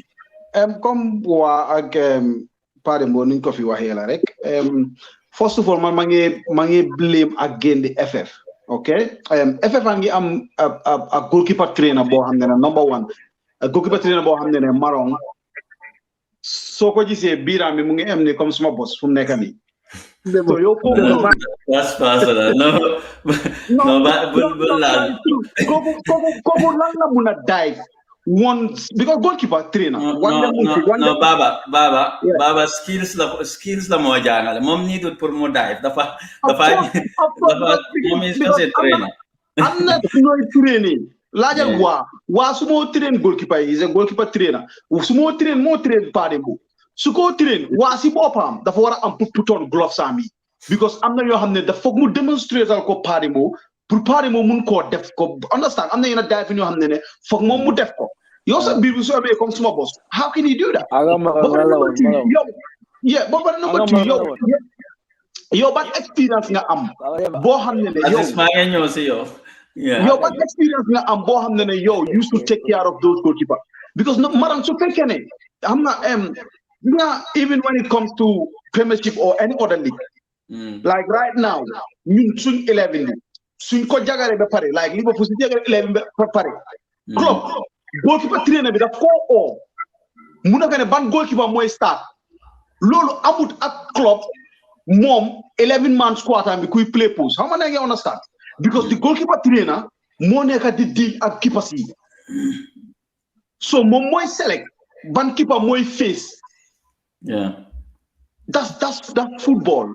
While maram amut because maram su fekkone mom jox nañ ko that right warna mo xamne ne ki naka lañ ko da toldo warta manke ci team bobu non lolu warna ko wa xam nga team bo xamne ne is just the coach bi kessa la coach bi amut even staff technical staff bi bo xamne ne they will decide or they will say this they will say that xamna nga ala sar fa neka ala sar mom mu fa di tuké tout team bi di dem ak ñew contract sa amuko so he can't say anything amu for voice. Training ground su joté like I said to people I'm not in that team but anything in that team ngay finance mo loxo training bi su joté xam nga lu ndewa wa dem len ngeen zoo because lool rek la xam Alay Star is not updated bro football bi dafa dem ci kanam dafa ko raw Alay Star to be honest he's a good coach you know disrespect gumako and stuff why football be more dem ci kanam dafa advance pour ñom Alay Star ak ñom Tandong ak ñooñu nonu nit ñi football dafa fast légui fu mu nekk ni dem na ci benen understand of ma way ni ñu ñëwaat ba ci team bi ci gannaaw coach bi yow nga am suñ 11 comme wa nu ko fi waxe yow nga am team experience player yo xamne ñooñu qualify lo da nga am Toldo nga am Pamodu nga am Timba nga am waxeta den ki Omar Koli okay ñu ñoo dé play together qualify round bi most of the game ñom ñoko déwo yépp together so yow nga ñëw nga ne da nga drop ñooñu di indi yene because loolu tax amuñu result because lu xew mooy dafa teg kii nii the next game mu indiwaat keneen teg kooku the next game mu indiwaat teg so they not compact they don't am understand wante wuñ Omar Colley musta play ak bu ñu doon 7 second half bi ndoobu stopper boobu noonu Omar Colley musta play ak moom musta play ak ñaari half back si so he couldn't even know naka la moo contrôler game bi naka la moo waxee ñooñu so loolu moo ko sonal so attaque bu nekk rek dañ ko ni ñoo balancer ni ñoo tëjee soo ko gisee it's poor because ñooñu noonu play win together for so long you get me so football comme I mean look at our boy xam naa nag ñoo jëna maa jëfi si affaire Liverpool xoolal suñ front three bi they good together Mane Salah ak Firmino they good together because amul xew they play in week out ñoomi neen so dafa hard pour defender nga mun a contrôle ñetta yooyu noonu si kanam because lu xew mooy ñaata games sa ñetta yooyu play yow soo gisee club mu teg 11 am bi di rest yëpp na ko jaxase jaay waaye ñetta yooyu si kanam ñetta yooyu ñooy play so obviously dañoo am result because they've been playing together for over how many 100 games boy Mo Salah is having 100 and something goals and Mane is having 100 and something goals so which means ñooñu ñetta ñooyu dañ yàggaat play together so ñun dañ awar am team boo xam ne we call it a team so say indi benn ñaar da nga indi benn rek change kooku indi benn game loolu mooy team so loolu team boobu moo dee grow so daf dee hard pour team wala pour country mu break loolu noonu waaye su fekkee ne yow tey nga indi 6 you start tey the next game 6 yooyu noonu benn rek a faa nekka di rest yëpp da nga indiwaat keneen the next game nga génnee 5 nga indiwaat yeneen 4 the next game yow kañ nga am team Baba am team yeah Baba am nga doguma la sax mais ma dugga foofu tuuti rek gis nga club ak national team dafa ute dama understand because club mun nañoo jënd team yëpp new players why they can work together you know why because they are training every day week in week out they are training together so ñooñu dinañ mun a understandante very you know in a very short period because they are together all the time every day you know national team nekkuñ together all the time su game amee la gaay day ñëw together waaye dafa am ñoo xam ne nge break example ma jëlal la tey exemple ñu ñëpp foog naa fekkee ne taami dudulum ak sol fay waaw gis nga ñaañoo naka la melo wande mun naa wax si loolu wande play naa ñooy man play naa ñoom waaye wande moom play naa ñoom coach naa leen tam exactly da nga loolu dafa mel ni kii Pa Dembo ara ma dëggal li nga wax foofu dafa mel ni kii man I was so fortunate to play ak Lamin Owens ak Sen Bill Baji on the right Black on the left Pa Matar Njie ñoom Pa Mundaw I was so fortunate to play with those people because I learned a lot from them. Definitely. Yeah, go ahead, pardon. Sorry. Yeah.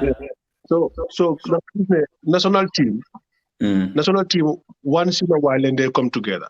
Why for a place you have Sakatuma a goalkeeper and a different line Bohamne, they played together for so long, for so many years together. Yeah. Different line bobu at goalkeeper bobu no connection with and one local tell task like that. Thank you very much. I understand. Yeah. So look my problem be. Yeah. We want to play na soul fight at Dudulung for so long. Man play na nyonyo, man tamamu di play nyom. Dudulung at soul fight, they played together in Hawks, nyom nya. The person national team be nyom nyo nekon the same central defenders nyom nya together. Yeah. You know. Then understand each other so much. Do they muna hamne sa kan moy sweep, kan moy stopper, kan moy living because they were so good together. So ñaño ñu pour nga tas leen mota ñaño ñu bun baye together it was difficult pour nga am fa yeneen ñaar ñu meloon ñoom. Yeah. Ci national team. Yeah. Because they played together for so long. So club football at national team football. Dafa ute. national team football, they get ample play together for so many years. They will not understand it. Now, club team become no more. Every day you together. They will pick up so easy. Yeah. Aziz. Back line and bobu no defend bobu amon at that goalkeeper amon. Wanna consider what ba. Because experience more definitely because the cordial time pour mu muna jagar another back four again. I don't know how he have the players, but it's easy pour nga bay sa gannaaw bobu nonu ñu continue because comme paré modum ko waxe ñoy dañu yaga play together play na lot of games together qualifier round bi yépp ñom ñoko play Toldola Nda Omar Koli Kimba ñom ñoy play waaye tamit na musi baba man daal man from day one ba léegi man daal man am na benn principle moo lay wax koo xam ne amul team waruñ ko pick man fu ma taxaw foofu la taxaw ba léegi coach bi nag daf di pick ñu amul team soo mun nañu ba léegi waaye man fu ma taxaw la taxaw koo xam ne amul team waruñ ko pick national team bi national team naka la ko du mérite de danga ko de war a ñu wala mun a pick waaye nekkul mérite kii moo fa nekkoon kii moo fa def lii ni kon te ba tey ñu ngi dem di ooy ñoom Ibou Sila ak ñoom Joto ak ñoom Pate ba léegi gars yi yow gars ñëw di play because gars yi fa woon waaye da nga war a nekk di play di perform ñu doo la mun a pick national team bi nekkul ne kii moo fa nekkoon long before rek den ba tey den ko wala gis waaye koo xam ne mu ngi play koo xam ne still now yow mu ngi play den ko wala pick waaye coach bi moom from day one dafa indi loo xam ne nii faalewul loolu moom faalewul ko am team. waaw moom ñu play am team ñaata am team daf leen dee waaw wante ndax coach bi daf dee dem round Europe la mooy question bi kay ndax daf dee dem round dem di seet clubs yi nii ndax daf dee visit players yi loolu mooy the big question moom daf dee dem fu mu bugg a dem dafa dee dem fu mu bugg a dem dafa dee dem players yu mu bugg a seeti dafa dee dem seeti waaye loolu coach bi moom kenn Gambia rek la du nekk coach bi mënut a dem everywhere Aziz moom ñu bëgg a gis Aziz na coach bi mu ngi liggéey together with his coaching staff especially Alaji Sara Maraw loolu moom is another question because Coo la coach bi lay liggéeyal soo gisee last test game bi da nga gis Coo mooy jóg Coo mooy def change Coo mooy def everything man last game bi du Coo team manager well, Coo is not a technician. He's a team manager, but he's the assistant coach. No way, that cannot be. Yeah. He's not a technician. Yeah. No, I think the executive they will sort out that thing. Even I understand that that guy, the team coach, he is not reporting to Sanyang, and Sanyang is his boss. I don't know how comes. Okay. But yeah. I'm not kidding, man. Because Sang was not reporting to Ibrahim Mane when Ibrahim was technical director. So how much I don't know what is. And the thing is that sometimes Federation President is Bofa. I'm not local like Mom Yeguko. So large technical director, Mom Hamna Sidara. Why so large president is Bofa? Man how Maluri Yeguma Hosa, coming like Nyom Sitan Bofa, they am I group. Ki Hamna is like Nyominens are one group. Sang amna lumo ham kaba hamusidara lang amna lumo ham sang hamusidara. So it's like that. Nyominen ham nga rek ñun hamuñ dara ci administration waaye ñoom seen boppa hamuñ dara hamuñ kii ci kan la moo report kele ci kan la moo report kii ci kan la no it's true no it's true yow yaa ngi start waaw la moo ko fi wax ma ne ko ne bon lang moom updated parce que fii léegi parce que fii léegi kenn du def UEFA B license te defuloo executive te defuloo loolu noonu administration da nga koo def si la bokka it's in the package so which means ne moom xamut yooyu yëpp because moom mu si old schools so moom moo laa woon ne ñii upgrade ñii dañ si war a am pour génna Masi ñom sang. They've been in this football for decades. Mënuñoo def dara mënuñoo so dañ koy bàyyi. Suma waay. Bàyyi suma boss de, bàyyi suma boss. No, one day, they need new fresh blood in that place now because I'm the football dafa move on legi. Dafa move on. Thank you very much. Man ko lay waxe. Dafa move on. Ba pare nit ñi fuñ nekk ñom yépp so leen waxe amna yo leen na like ci football sax ñom ñu ngi ci gannaaw. Amna boy ci standard buñ nekk ci mbiri football is far xam nga rek wé ñom ci fuñ nekk ñom ñu ngi ci gannaaw boy. Si gannaaw. Trust me. You know?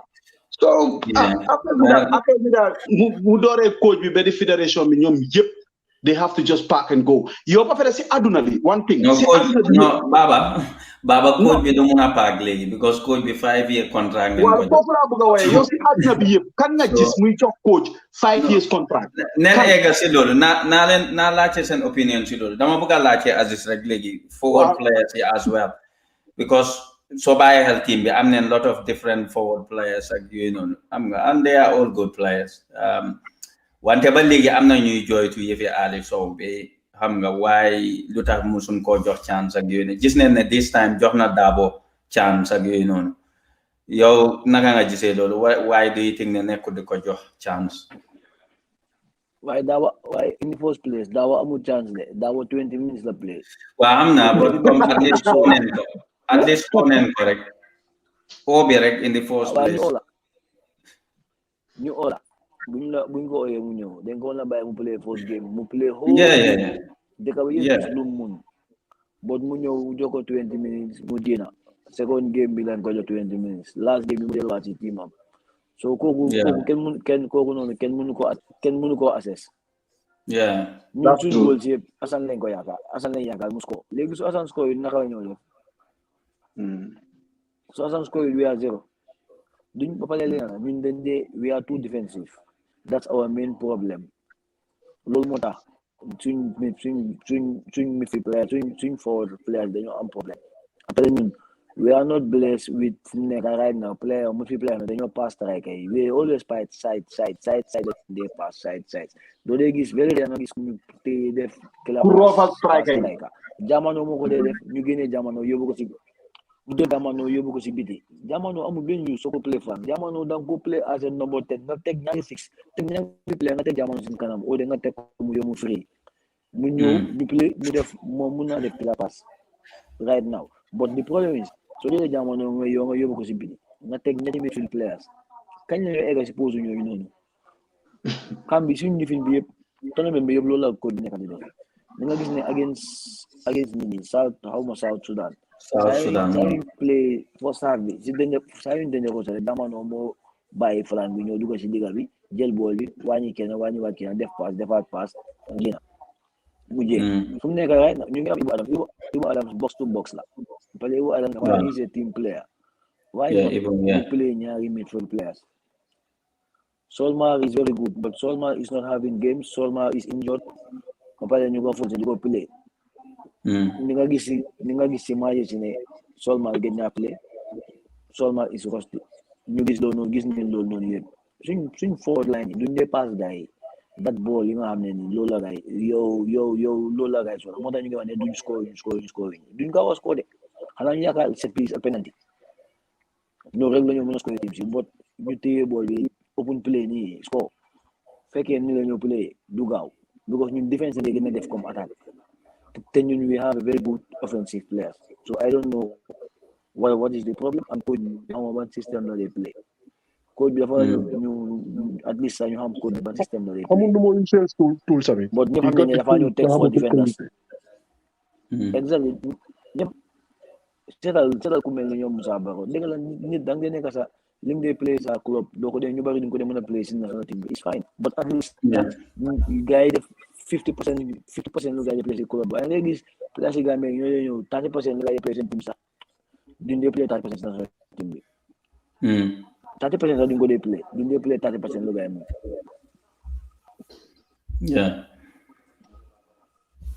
yeah well no lolo is very true so midfield bi tamit so bàyyi xel always mu ngi chop and change tamit dafa mel ni Ibrahima Darboe moo fa nekkaangu mainstay so dafa mel ni kii la dee bëgg a use go on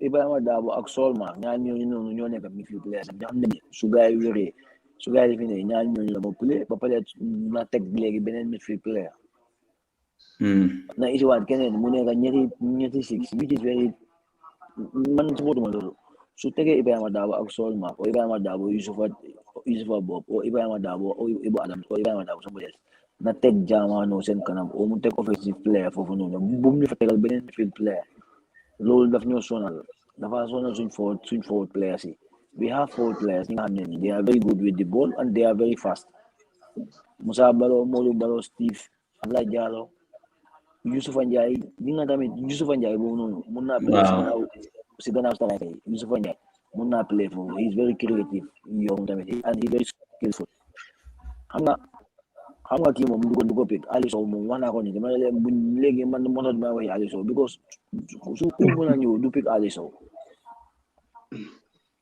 Sow so Aliou Sow sax ma ne laas yow nekk jusqu'au yow dis mu ngi gaañu woon mu ngi dem si ñëw li nekk jusqu'au ku fan la ko pick du ko mos a pick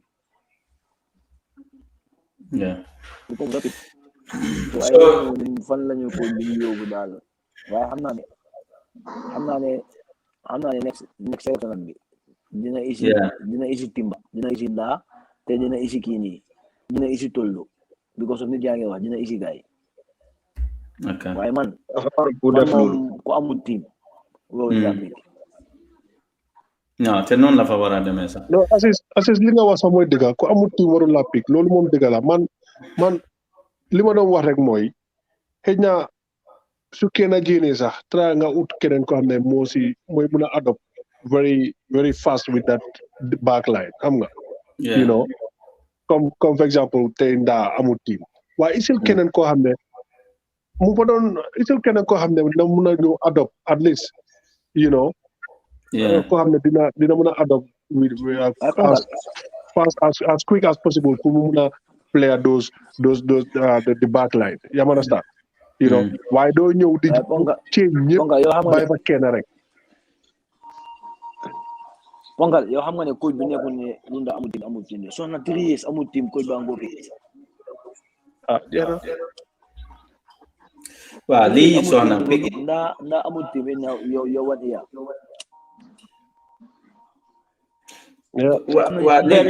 affaire xaalis bi moo tax bu drop ñooñu du affaire non lu ma leen bëgg a laajte sax mooy comme léegi everyone xam nga soo demee in the public spaces ñu bari nga wayi fi Ibrahima soxna bi xam nga amul team ak xam nga is not playing regular like you know yow as a local base comme nga nekk di play si league bi nga gis ne every selection ñu ngi jël kooku noonu sa kanam yow what hope do you have playing into that national team because what is going to be your motivation because as a home-based player da nga bëgg a play either nga génn dem play or nga am a chance of playing in the national team and I guess ne Gambia foog na talent bu fa nekk lu mu bon war na mun a am koo xam ne xam nga war na koo mun a challenge for that position so but why loolu lan la moo def na players yi are they not just going to lose hope ne fii duñ musa am chance to play national team but we might as well just I'm not even talking about the people who play in Gambia. There are people playing in Europe. Comme ñoom Alassane Mané ñëpp ay xale. No, Aziz, guys si leen bokk tamit I think ne mun nga play Europe and there might be someone playing in Gambia and is far better than you. So of course. Loolu lañ wax ni loolu bes wona. League bi dañ ko war a consider. am na players yu nekk si league bi they are much better than players outside. Loolu am 100% bi li nga wax 100% dëgg la. Players am na si league bi ñoo gën players ni am na ñoo xam ne ñoo gën players nekk Gambia sax. waaye man la ne. man Sénégal du nekk Casa Sport. ku nekk Casa Sport. ku dañ ko woon a pick si seen camp bi nii. ak dat boy ku dem Casablanca. jógee AS Pikine kooku tam dañ ko woon a pick. waaye non defuñ ko because of lan yaa ngi ici ñoo xam ne Europe ñu ngi play division 5 ay division 6 loolu noonu ban football la. No, but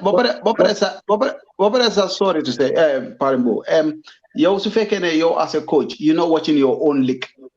How can you select the team? You can't make a selection. Coach B is not even living in Gambia. Coach B dekut Gambia. So munuta setan Gambian league, bedi jël Gambian player yi di len ci bolé. Comme noko waxe day sat. Understand? Sona bum signé won. He didn't play any game in Gambia.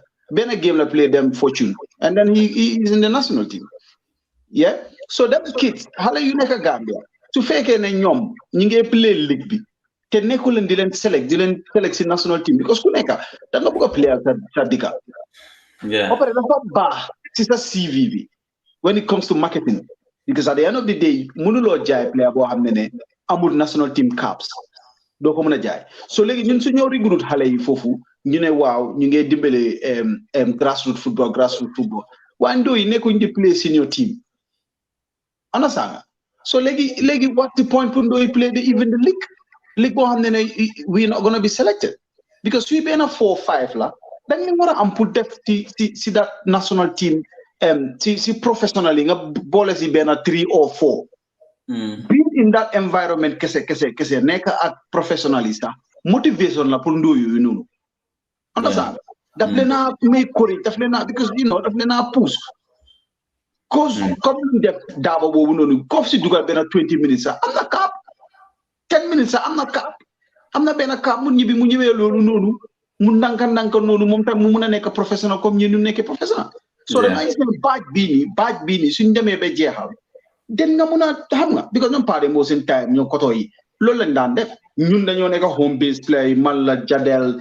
ñom Biaof ñom Tadigay ñun lañ dé pousse suuf ñom baaba yi boy jo you know what I mean ñu koto yi ñu pousse leen danka ñi suñu démé bañ jéxal ñi ñoo ek ñi suñu démé bañ jéxal ñi ñoo ek xam nga gradually everybody is gonna xam nga fuma way ni so dafa fekk ne xam nga rek bala nga aga fofu nonu you pick a lot of experience way through a goalkeeper su deke ak pade mo ben room pade mo da ko wa tips pade mo dina ko wa kañ nga wara gena kañ nga wara push defense bi su gene kañ nga lan nga wara def li yang ko me experience pade mo ngi may ko nonu ndo wo non experience pade mo time mo jehale national team bi rek that kid bu mo nocho nonu dafa pick up easily waaye yow léegi amuloo a home base national team réew mi mel ni Gambia ñun dañuy am home base boo xam ne léegi-léegi ñu ñoo dee represent yeneen comme time boobu xam nga léegi li fi amatul naka lañ ko wax zone 2 amatul ak Olympics qualifiers ak yooyu noonu home base baa dee dem defi loolu noonu so léegi we don't even have all those things xam nga so mooy lu ma la explain ne la rek ñun xamuñ lu ñu effect boobu noonu dañ xamul lu ñu nekk di def because ñu ngi destroy football yi Gambia xoolal ndooy every year ñaata ndooy day génn ne Richard duga Sénégal dem play bi Sénégal because dañ bëgg a market seen boppa dañ bëgg a dem Gambia bi mënuloo market sa boppa mënuloo defal dara foofu noonu so ndooy bari ñu ngi escape ñu ngi duga Sénégal ñu ngi dem toppatoo ji seen soxla so ñun mënuñoo keep suñ own players yi pour ñu des suñ dikka ñu mun a market seen boppa mun a dem toppatoo ji seen family bi ñu na dem xam nga help those kids nañ leen dimbale comme Aziz nu mu ko fi waxee man foog naa ne ñii amuñ ay raka ay dooma yooyu noonu so man bala faatiyo sto boy min diyaate ko leke because ni bala faata ndo keeru wole ibe ma ko la boy yela football o develop because won do keeru wol bi je boy be la fakake professional di boy la fakake hule para ale do keeru bula je boy football filo fon e masto football ground o fon e masto so sa ale I expect nyale ko ndo keeru ba professional di boy you're not helping those kids. You're not helping the youths there. Academy and come one go ahead. The crime rates the far party. When there is no football ground, when there is no football fields, the kids what they're gonna do? If a street will come for no boy, they create nonsense. They make a gang whatsoever. Yeah. So effectively, then what I'm put dimble in the so community, never joke boy, small wagi. Your body J boy, dole nanang boy. It's simple as that. Bunfa neka ba mol kama jandila jamboy water in hamga mol bina jang kompa boy. You mol your body J rek boy. It's simple as that. Nyang demar design. Hamga buñ gema har sa election bi ñew because nit so fairly dika. Da nga design nga joke, you be honest, nga joke su fekkee ne yow xaalis nekkalulaat foofu noonu su fekkee yow nga xam ne man 8 years mënuma sampa benn fiil non dama leen fiil xaaral ma resign ma dem waaye duñu resign because money bi bu involve wala siyaata boy ko do mi dunta jee boy is too much so they're not gonna leave that money like I said Baba so waxe ñoom aya Marcy Langton bongi for example mo ne ñoom they are just sacrificing okay they don't get monthly salary okay man but I still can get it yow nga ne doo dee am monthly salary right but yaa ngi liggéey foo xam ne doo am salary ba pare yaa ngi liggéey foo xam ne ñun la faa saaga every day si liggéey boo xam ne doo dee fayeku bro lu tax ngay toog way taaling la booy waaye léeboo liggéey la lu tax ngay toog foofu noonu si liggéey boo xam ne yow doo fayeku nga ne doo duñ la dee fay yeah but lu tax ngay toog foofu noonu ñu la saaga every day pour lan for 8 years man de suma ngor mayuma loolu no fooy fay boy sorry bari bo fooy paye sa bills fooy jëlee dépense foo ko jëlee loolu foo ko dee jëlee mu ne moom yaat la am léegi naka faam yaat la wax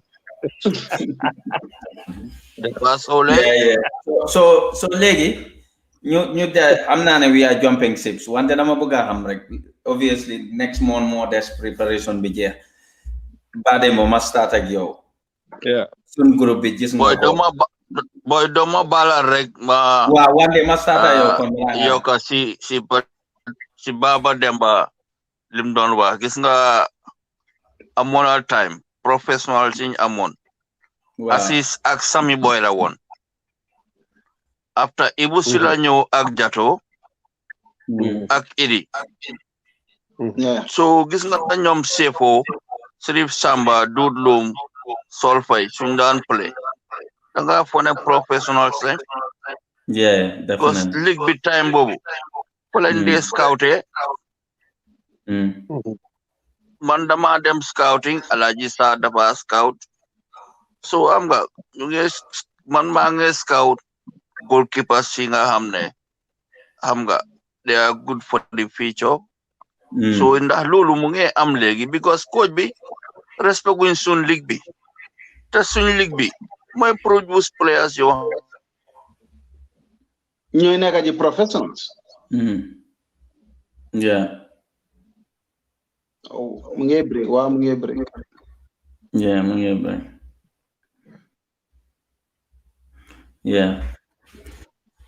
so waaw balaa moo del si waat so léegi lu ma doon laajte rek mooy ma ne comme groupe bi gis nga ko xam nga yëpp xam nga ñan leenoo player so obviously ñun as Gambian ñun moom xam nga dañ di raise sun bar so high sometimes obviously bi mooy sun first time ñu dem Nation Cup yow loo expect at the minimum ak loo foog ne mooy the reality in this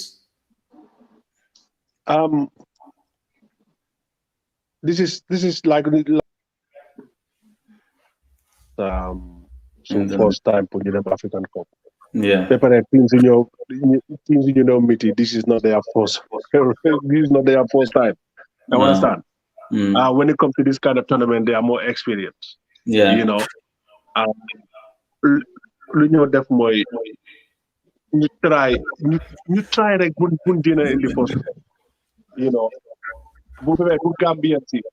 I know we have the players. We have good players, but then understand that being said first time to the African Cup. You know, bun deal soon hope to so much. Take Kosiko boys, be yakane boys then you want to issue cup. This is for the first time. Then just chance. I understand. You join chance. You have that this is the first time you the African Cup. You know. You them guy placing game. You have a little bit experience in that tournament. You know. So in 3 years, hey, then you wanna yakap something from them. I understand. While for this time, you know, then understand that be more than first time, then your time, you understand them, you know, you support them, you join them all the support they need. Why wouldn't expect team with the power them is in your cup or team with the power them the quarterfinals or semi-finals, you know. Soon go definitely Bobu Santayang. You understand? Why should I good in that stage? for now ñun Gambians yëpp dañ leen war a tàccul ñu understand ne this was the fourth time xam nga ñu encourage leen pour next time pour ñu mun a qualify ak yu demee noonu waaye pour ñëw di expect ne boy si dañu war a dem ba quarter final semi final ba tey suñu suñu defee loolu rek dañoo mistake yeah Baba sa expectation ak what do you think ne mooy reality bi yeah like pare mo num ko waxe la rek is the first time and ma fogg ne tamit is the first time ñaaw dañ wara am pour génn ci group stage bi first lolu mom ak nu mo mel dañ wara am pour génn fofu no the rest yoy yeb dafa nek experience understand we're not gonna go easy, we're not gonna go like we are the underdogs. Yes, this is the first time. Why? It doesn't mean that we got to go cheaply. We got quality players, we got good players. The rest is all experience. Man Lola for the first time. Then after Lulu Nonus, we qualified a word again, Lulu Hamgarek, but another thing la why for now, this is the first time. Then Purgina, group B, because Nita again, boy, so group B. Out of 4, 3 more again. So then when I'm Purgina, Lulu mom, I'm for Ben excuse. Nyeta mofa again, so nyeta bo no then see what about to be honest. Then after Lulu it's gonna be tougher. None like they gonna understand. They gonna tougher them. And yeah, the Fognane, the lads they can do it. We got quality players, we got good players. They pick experience so which is good. Understand? And lastly, I just this thing I want to say come FFB right now. Nyang game try to make this donation or go fund or whatsoever they call it. Almost about 120 million. Yeah, I'm saying opinion. But they come here, continent. Yo 120 million. Fay hana yo da nga dem jënda lifin naka lañ ko waxee waat plane nga dem jënda. Yo lo xamné yeah 120 hanga fi la start fi la Baba demo sorale ne am nga soy dem tournament obviously da nga sorale ne you going up to the final. No why listen final be demo sorale no why xam nga lu xew tournament bi yow so naawé number 1 CAF mo la jëndal ticket bi pour nga naaw number 2 so démé CAF ñoo la jox hotel pour nga dika number 3 so démé CAF ñoo la jox food bu la boy lekka. Number 4, CAF ñoo la jox transportation bus bi bu la jógee from A to B training ground bi everything. So léegi yow that 120 million ibo kala malanti. It's a good question.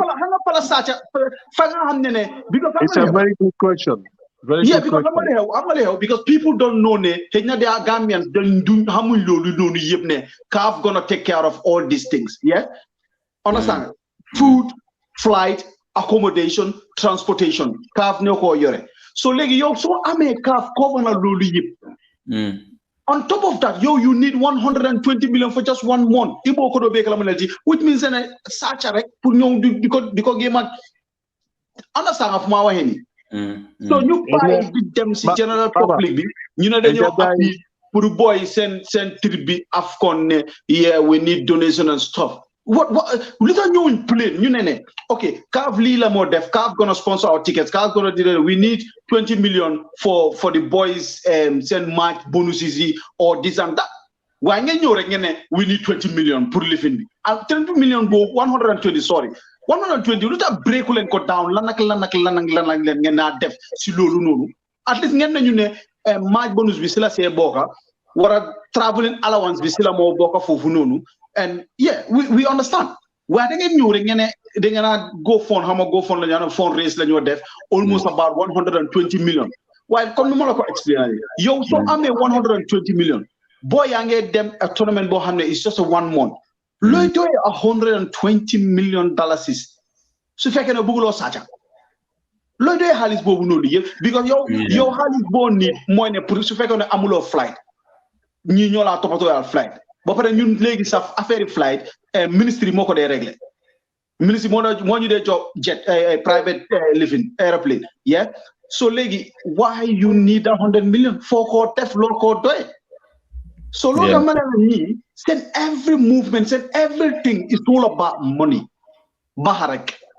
Luñ ci luñ nekka ci luñu def ye bahala. koo jox project moom du dee xalaat project bi pour ma def ko mu nekk a very beautiful and a strong structure lu ma build non kooku du xalaat loolu lu ma njëkk a xalaat mooy ne ñaata baxalaa si war a liggéey si project bii nii kooku loolu la moo njëkk a xalaat especially that Bakary Jammeh boobu noonu boy kooku xaalis fu mu nekk Bakary Jammeh boobu noonu xaalis a tax MRC daaxa ko xaalis a tax fere social security ñu daaxa ko xaalis a tax where again fu mu dem xaalis moo dee tax ñu daaxa ko so léegi jeefe xam nga kenn du la laal soo coppee baxa kenn du la laal kenn du la yóbbu police kenn du la yóbbu court ñun suñu maas yi ñoo fee ñëw di ko fi tegal nit ñi si table bi te ñun faalewuñ kenn booy tol ganaaru kenn nenuñu ku fi def lu bon dañ laa wax ne booy suma waa ji li nga fi def te du sa baxa yaakate ne booy ñun ñun ñëwuñ fii pour am ay view wara pour fame wara non ñun dañ fi ñëw pour wax dëgg bi because ñun we part of this thing since day one suñ life yëpp ñun dañ sacrifice all our time pour player réew moomu doonu pour réel suñ boppa pour sacrifice so duñ gis xam nga rek ñoo xam ne defuñ fa dara rek ñu ñëw di baxa bi di ko enjoy noonu boy hey ñun dañ am ay jarbaat ay raka ay kids yoo xam ne Gambia dañ war a am pour enjoy that Gambian football understand so duñ bàyyi koto yoo xam ne the next minute dañoo gën a xam nga dañoo pare ni Bakary Jammeh boobu noonu every tukki moom moo dee tukki moom su tukki wéetee mu jox coow mu tukki so ñoom ñu ngi enjoy baxa bi rek padium yi baxa bi GFF suñ amee dara Dakar fii sax dina leen jox padi they don't do anything without money anything that they doing money will be involved so buñ fi ñëw di nax nit ñi di ñu wax ne baxa nii naka lañ ko waaye xaalis bi nii lañ koo defee al duga fenneke boy al fale straight forward ale apo mole boy akaka nyaadi anaba nyaadi ntol man stupid ntol be watwa dule boy ntol aluna nyaadi lo boy bo pare sa Gambian no to nene la no boy ka Gambian no nene no because everything is online is there man Gambians you they follow football week in week out ñu for na sa wona ñu mëna understand how international tournament dum wara dum demé you understand for now wona ñu understand lolu wona ñom sa wona ñu question ni 120 million bi pour lalla because yen fayulan hotel fayulan air ticket fayulan anything yep is on a car you understand fayulan leka yen so this 120 million bi pour lalla ana sa bonus boys yi rek sen at sen travel allowance ana lu rek agut 120 million so why do they need that money why do they need that money and where do they need that money where and why where do they want to put that money in and why do they need that money xam nga loolu yëpp Gambian si dañ leen ko war a question 120 million for what bu doon yaa doon jënd sa ticket yaa doon fay sa accommodation exactly loolu yëpp okay I could have understand okay they need this kind of money pour traveling at yëpp xam nga thank you but okay xam naa ne team bu nekk sooy dem tamit you want to have a certain amount of money in case of emergency and stuff like that you demee noonu fine but you are going in international tournament boo xam ne lii CAF ñoo ko organize not like you I just don't get it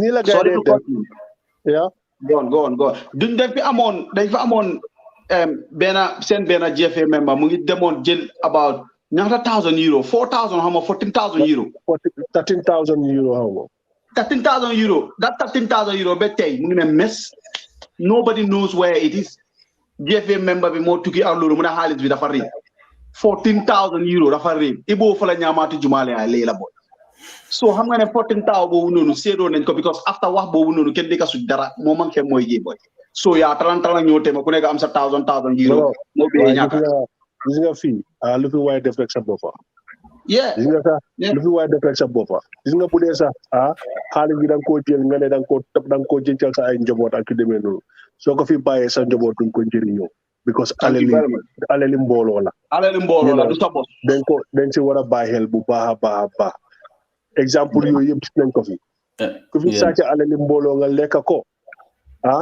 sa soo fi dee sa njëriñ sa njaboot duñ ko njëriñoo dafa kasaare seen gannaaw non soo dee sa da ngaa flut la suulee sa da ngaa flut Oh, Demba. Baal ma dugal Wandeh mu lini ñu jema. Ñu rapport. Boy, da wato tadal de. Yeah, wato tadal de. Wandeh yang ma dégg. Wala network boy. Wandeh yang ma dégg. Okay. Kon baal ma la baba yow nga wax nga rapport and then we can just lini but next time then we would have to dama bëggoon maybe in our next episode soon amount of time we would talk about 120 million bu no wax ni because yéen am ngeen experience with them ngeen different tournaments ak yooyu noonu obviously different times la wante mun neen ko weigh in ñu seet ndax whether we definitely need that 120 million ak xëj na 5-year contract bi boobu déggaanguma benn media bu ko discuss bugga naa ñu discuss 5-year contract yi coach bi ak comme lu ma waxoon noonu about seen experiences yi nga that would be very important. It's very important Gambians si xam lu tax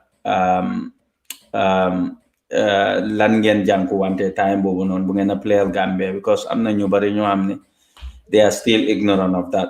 Then foog ne xam nga things where okay da ngeen ñëw rek play them seen yoon and te yéen you went through a lot and it's important ñu xam loolu and then people will be able to value you more. So I mean falay tëjee loo fi jógee wax ni it's very sad ñun dañ war a am pour respect suñ players yi then man I was a player waaye respect yu ma jox ñoom Pa Dembo ñoom Jatu ñoom Idrissa Sonko ñoom Busila the respect I got for them is just too much because xam nga li xew ñii dañ sacrifice pour dëkk boobu noonu koto yi dañ daan ñeneen ñi dañ daan jënteen own xaalis jënd ticket dem deyal seen boppa pour réew boobu noonu ñeneen dañoo jënd ticket pour yeneen players ñu dem ñu deewal dëkk boobu noonu so dañ nañ war a am pour respect leen. Yeah. Imaginal Tijan is just recent. Tijan xale bu ndaw la waaye Ibou Sila buñ Tijan war na moo expect loolu noonu buñ stopee Ibou Sila si bunta bi ñu ko laajte ticket ñu ko wax ne doo soo jëndutee ticket doo dugal nga dem seetaani maaji Gambia xam nga fa lañ jeexalee so obviously Tijan boy ndoo boobu noonu maa laa wax ne laajteel ku la ne si national team boobu noonu Tijan is the only player boo xam ne the player a carrière am ba mu ko jeexal stretcher musu koo génnee si field di ko dóor just ko mount ko def ko lu nekk dafa daanu rek mu ne ay ñu def fa ay mu jógaat mu play continue boy kooku laa gis ñuy play in the stadium stadium baa ngi fees del Tijan boy ñu taxaw line up bi ñuy sing the national anthem muy jooy ma ne ko looy jooy boy Baba xoolal nit ñi boy Baba ne leen teewoo boy Baba boy xoolal nit ñi muy jooy no it's true billahi wallahi taala like any other person so under 20 bi muy jooy Baba man mi sala wara jooy Baba to be honest man mi sala national anthem bi suma play rek ba xool di public sa dama daan jooy man mi sa suma bopp that feeling man suma jógee si tunnel bi man si laa di am that feeling comme mu moppi non suma gisee nit ñi boy bari moo suma so yow ñooñu noonu all that sacrifice all that seen réew mi def leen ñooñu muy dara boy xoromoon lipin leen and be respect boy look at Ghana and them and name them CAF si ñoo dem balloting ñoom El Hadji Diouf dañoo dem ñoom Michael Essien ñoom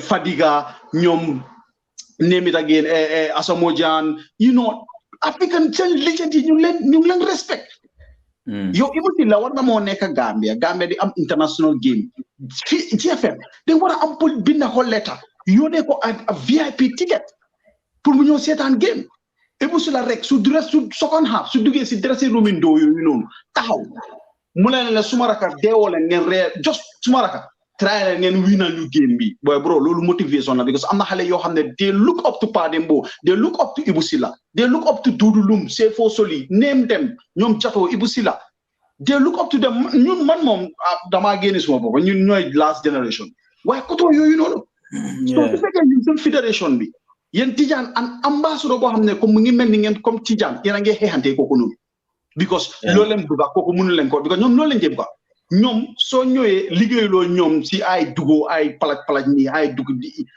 if you don't work with them like that, yeah, they're not considering you. They target as an enemy, bro. Honestly, ñoom dañ dee bëgg a kuy labaj rek kuy kaat dundi ñoo ko no do la fo mo si parler la. But if you straightforward, yeah, you know, do yow jépé sa enemy ngeen.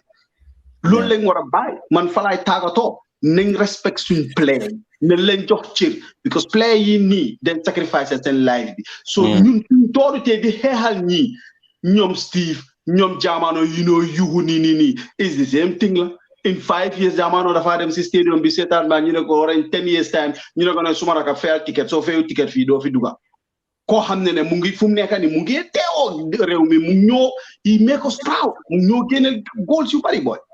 Yeah. So man loolu laay tàggatoo nañ xormal suñ own let's respect our own because fii am na ñoo xam ne boy dañ soo leen fekkee si campé bi dinañ yuuxu Cristiano Ronaldo dinañ werante ba fofan weke boy waaye their own players mënuñ leen naa jox some cër ak value dafa tax thank you so much and thanks for having us again. No worries thanks for coming but Dembo sa last ni loo bëgg a summarize si lu ñu wax ni yëpp baba moom foog naa moom wax na lépp sax waaye man li ma am pour wax rek mooy I'm gonna come back to the Gambian people ñun suñ taay xëy na media bi melutoon comme nu mel léegi waaw yaa ngi tax ok ña media bi melutoon comme nu mel léegi you know online radio online you know interview yeeg yi nii yëpp amutoon. Wow.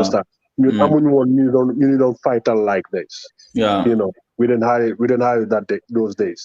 amuñu woon ñoo xam ne dañu fa nekkaloon du ñu xeexal comme ni ñoo xeexalee boys yi nii tey. Yeah. Xam nga ba pare ñun muy wax ni about the GFF bu la ñu xoolee as haters o dem bugg a seen place o yu demee noonu non ñun dem bugg a football yi Gambia dem kanam because ñun ñu ngi fii ñu ngi gis football nu moo demee fii nii.